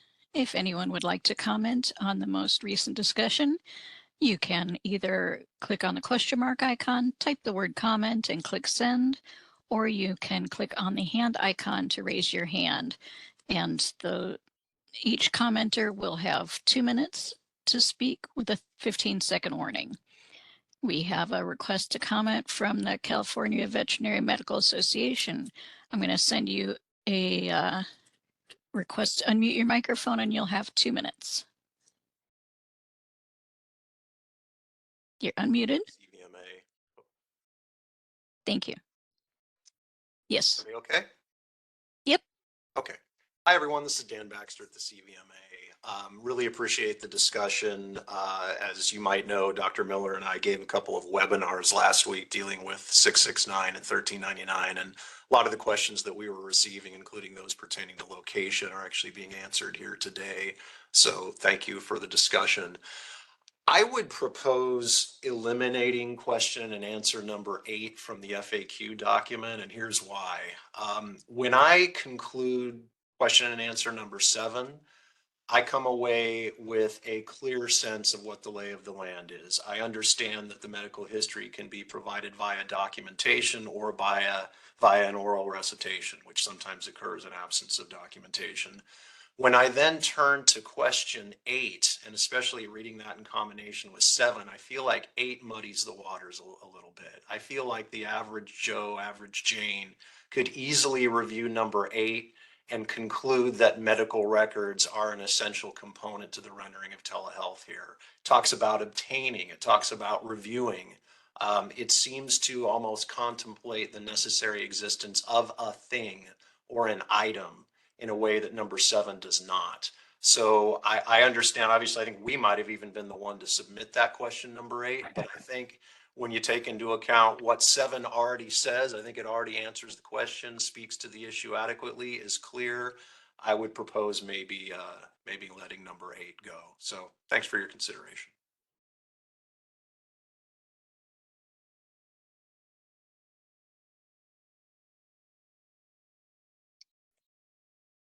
Any other comments from the public? Yes, thank you. We do have a request for comment from Brittany Benassi from the ASPCA. Brittany, I'm sending you a request to unmute your microphone, and you'll have 2 minutes. You're unmuted. Members of the committee, good afternoon. I really appreciate the discussion today and all of the work. I know it's a lot of pain and blood that goes into developing FAQs, and really appreciate all the work that the board did on the language for AB 1399 last session. I was going to make a comment recommending an adjustment to question 8, but I think I will defer to the CVMA's recommendation. I agree. It's a little confusing following question 7. I think there could be a point that relevant medical history may be obtained prior to a veterinary telehealth appointment, not a separate appointment in itself, but a questionnaire that any of us who've used human telehealth would use prior to a human telehealth appointment. And appreciate Dr. Sullivan's point that the history would come from the time the person finds the animal to getting the animal to a appointment. So I was going to ask about instances in which there would be no relevant medical history, but if eliminating question 8 for clarification is on the table, I would defer to that recommendation. Thank you so much.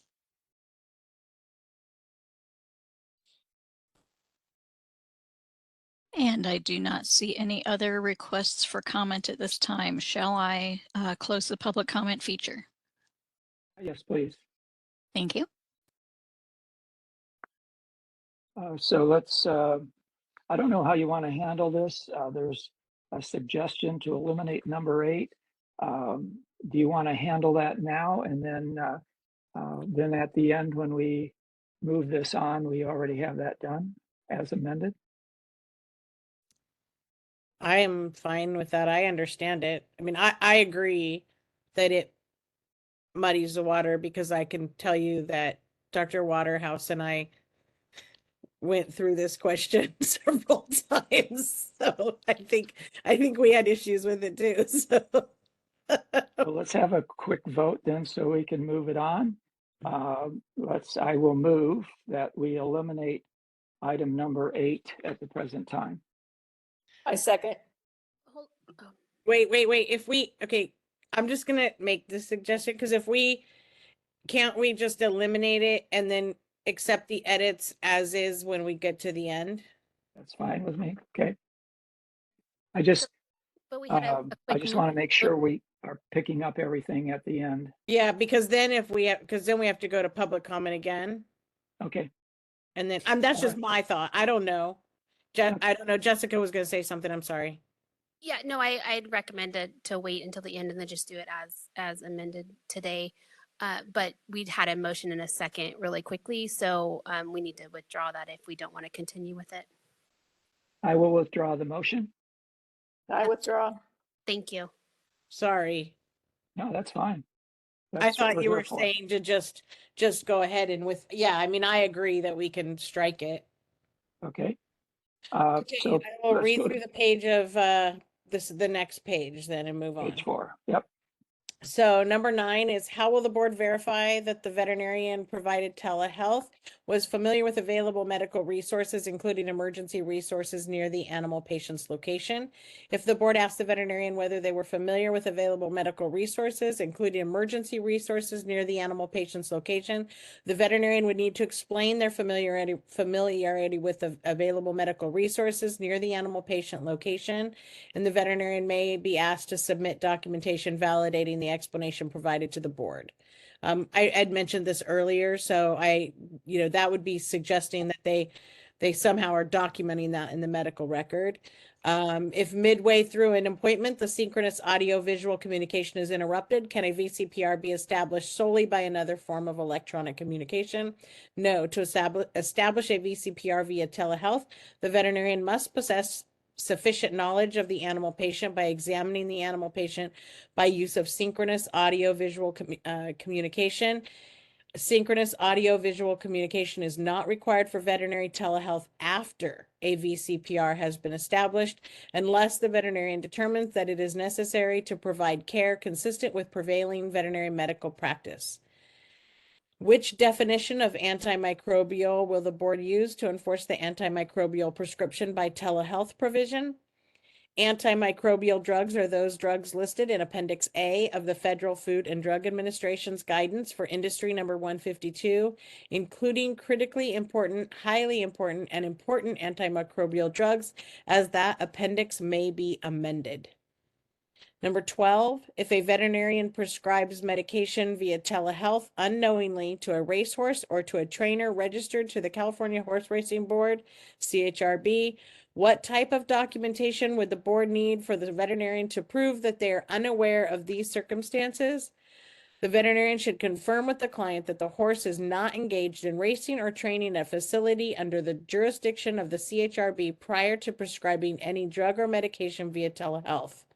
If the horse is engaged in racing or training at a facility under the jurisdiction of the CHRB, a veterinarian is prohibited from prescribing via telehealth any drug or medication for use on the horse. The veterinarian's lack of knowledge at the time of prescribing of the location of the horse or potential use of the prescribed drug or medication while the horse is engaged in racing or training is irrelevant in determining a violation of this provision.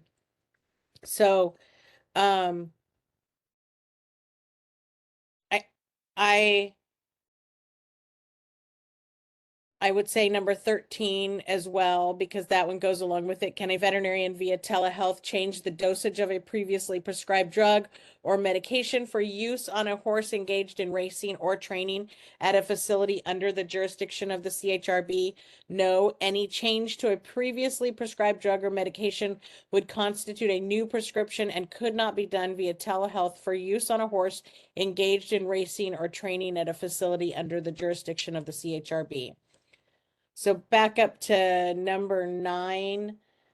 We'd kind of touched on this when we were discussing being familiar with the medical resources and the veterinarian ensuring that they knew about the patient being in California. And so any questions on any of this?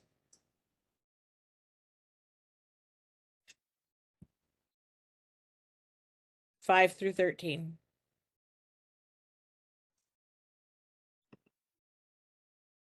Just want to let the members know that there's a reference to Appendix A. I can provide a hyperlink to that to make it easier for licensees to find that appendix. And then also, if this were to go forward to the board, I'm going to reach out to CHRB to make sure that they don't have any concerns about the questions that reference them. Excellent. Okay, so do you want to open it up to the public? And Yes, good idea. Moderator. Certainly. This is the moderator. I lost the moderator. I thought it was just me. Hello, moderator.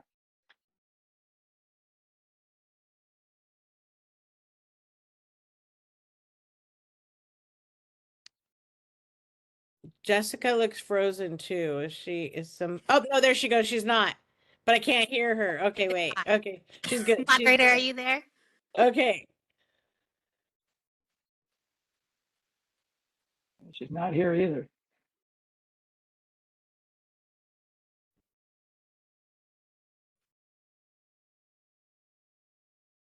Okay, perhaps for the sake of time, because we can see who raises their hand while the moderator tries to join the call again. Let's go ahead and open it up to public comment, because it looks like she did open it up, and then I will look to see if we have any hands raised.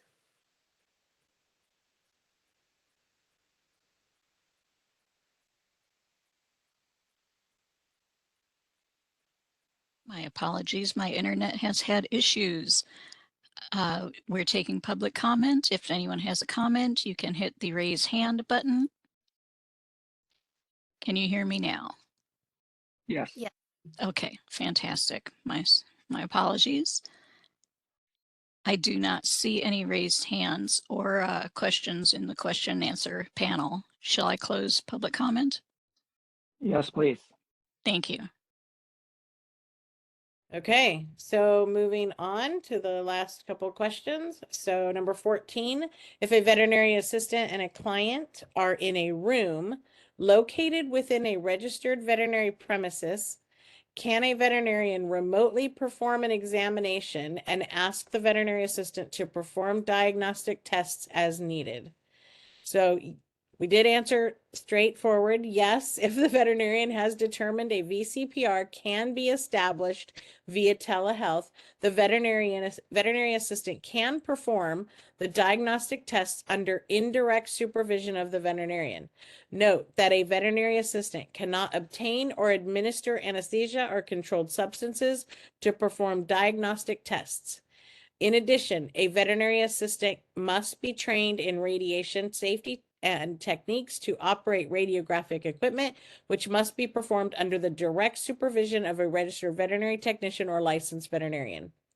Number 15, can a veterinary assistant give vaccinations under the direct supervision of the remote veterinarian performing the telemedicine examination?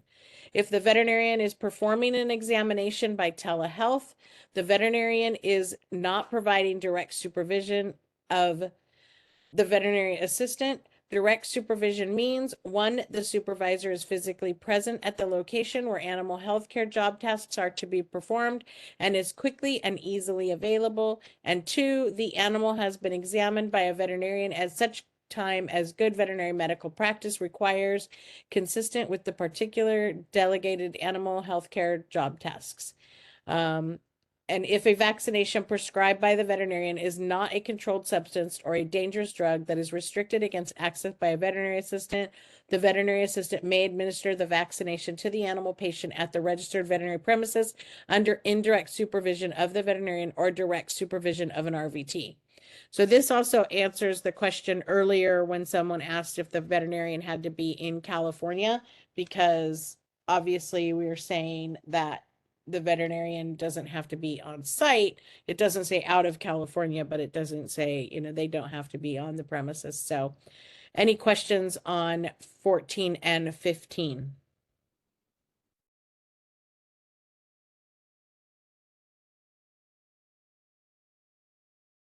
I don't see any hands raised.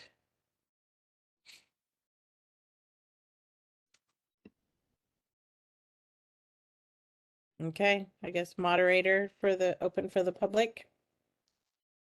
And we've opened up the WebEx Q&A feature to facilitate public comment. If anyone would like to make a comment, you may click on the question mark icon, type the word comment in the text box and click send, or you may click on the hand icon to raise your hand.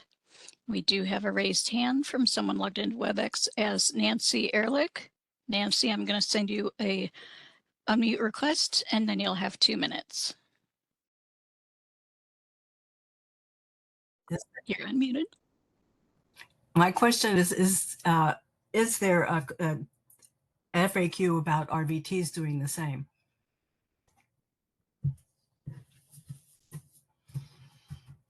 And if that's your comment, then we would be happy to take that into consideration.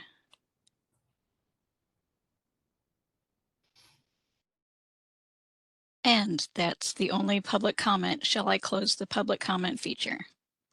Yes, please. Thank you. That's a good question.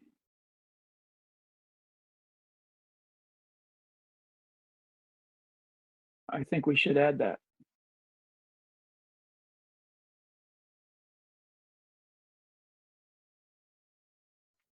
What exactly is the question? I'm sorry? What exactly is the question?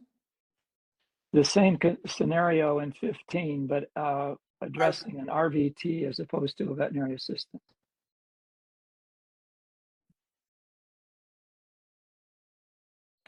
Well,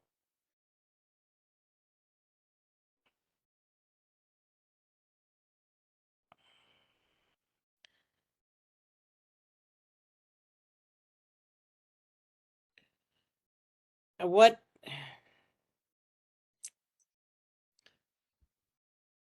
I'm trying to think of how that's going to change the question, the answer. And so Can an RVT give a vaccination under the direct supervision of the remote veterinarian performing the telemedicine examination? I don't know. I don't know why we're using direct supervision, because that's very limiting. I don't think a veterinarian can give direct supervision if they're providing telemedicine, unless they're in the same facility, which doesn't make sense. That's correct. But So that's Tara, Dr. Sullivan, to clarify, this is a question that the board received, and this is very in keeping with the actual question. Was it used direct supervision? And the answer here responds that direct supervision is on site. So we are clarifying what is direct supervision for this purpose, as well as clarifying what can and cannot be done. I'm not really sure. Well, now that there's 669, right, not sure why an RVT would be using telehealth with the veterinarian off-site to perform vaccinations. So, and I knew that this was, I mean, so I knew this was an exact question that we had received, so I know we didn't change it because it's the exact question. So, but even if, yeah, and I looked at it too as 669 that, but my question would be, even if we added, can a veterinary assistant or RVT give vaccinations under the direct supervision of the remote veterinarian performing the telemedicine examination? I don't see the answer changing except for when it says,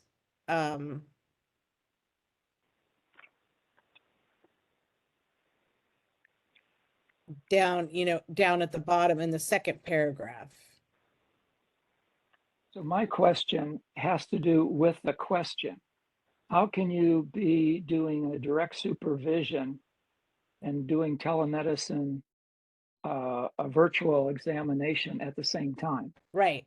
But we just didn't change the question because somebody asked it. So Okay. that's why we defined direct supervision in the answer, because somebody asked that question. Okay. We understand, but somebody asked that question. And I have another question related to this. We were not able to get an exemption on the VCPR for rabies vaccinations. So am I assuming from this question that rabies vaccinations are excluded from this question?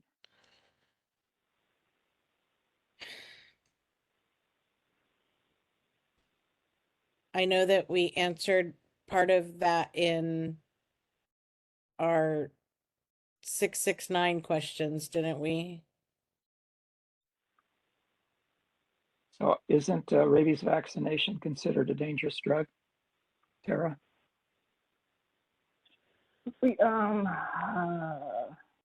I believe so, because it's a veterinarian prescription only.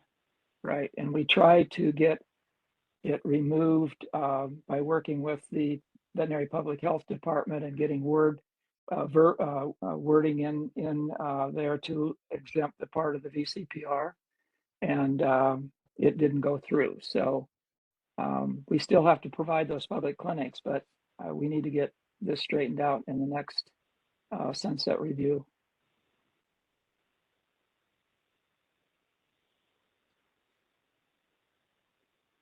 If there's no further questions from the committee, we can move it to the public comment. Yeah. Are they?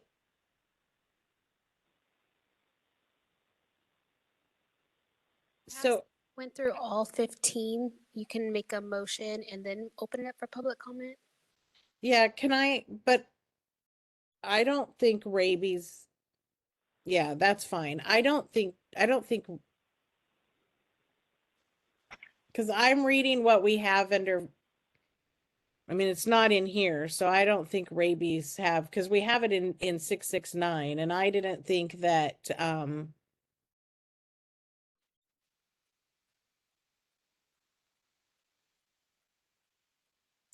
rabies was excluded. So I may be incorrect in my thought, but so we can go for a motion and then.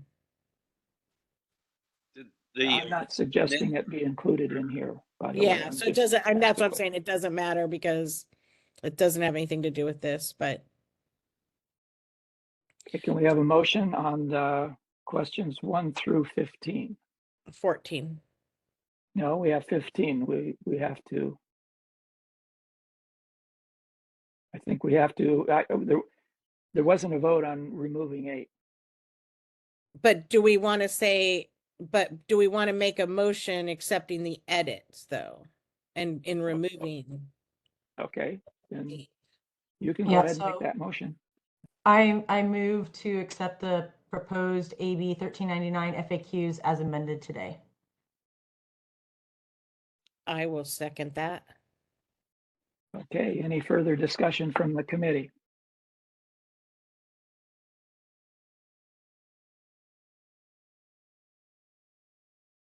Okay, moderator, can you open it up for questions from, now I can't see all the committee, so I'm relying on Jessica and the rest to make me aware.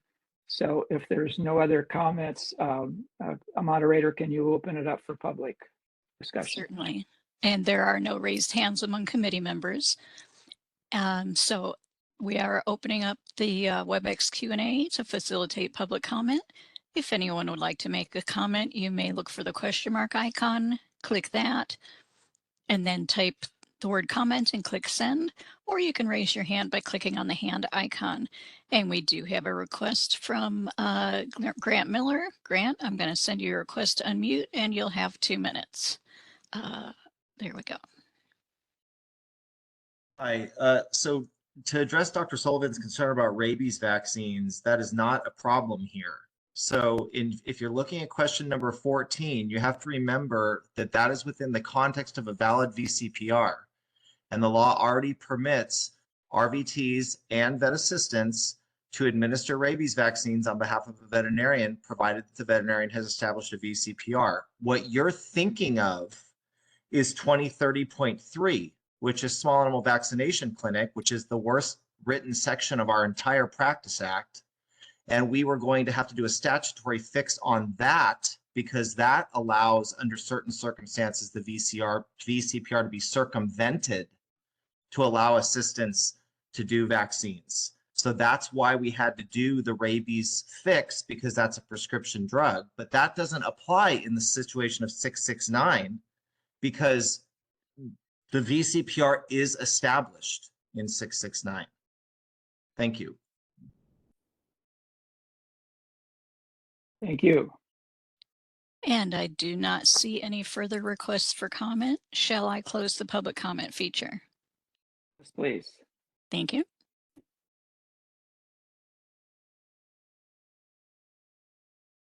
Okay, I believe it's time for a vote.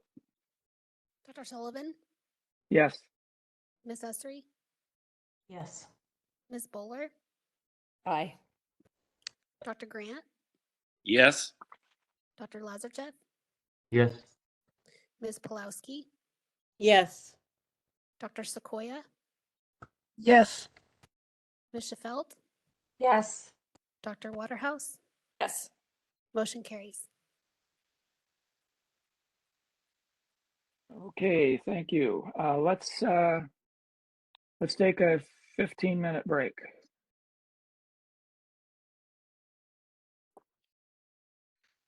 And we'll be back at, let's be back at 2:45, please. Thanks.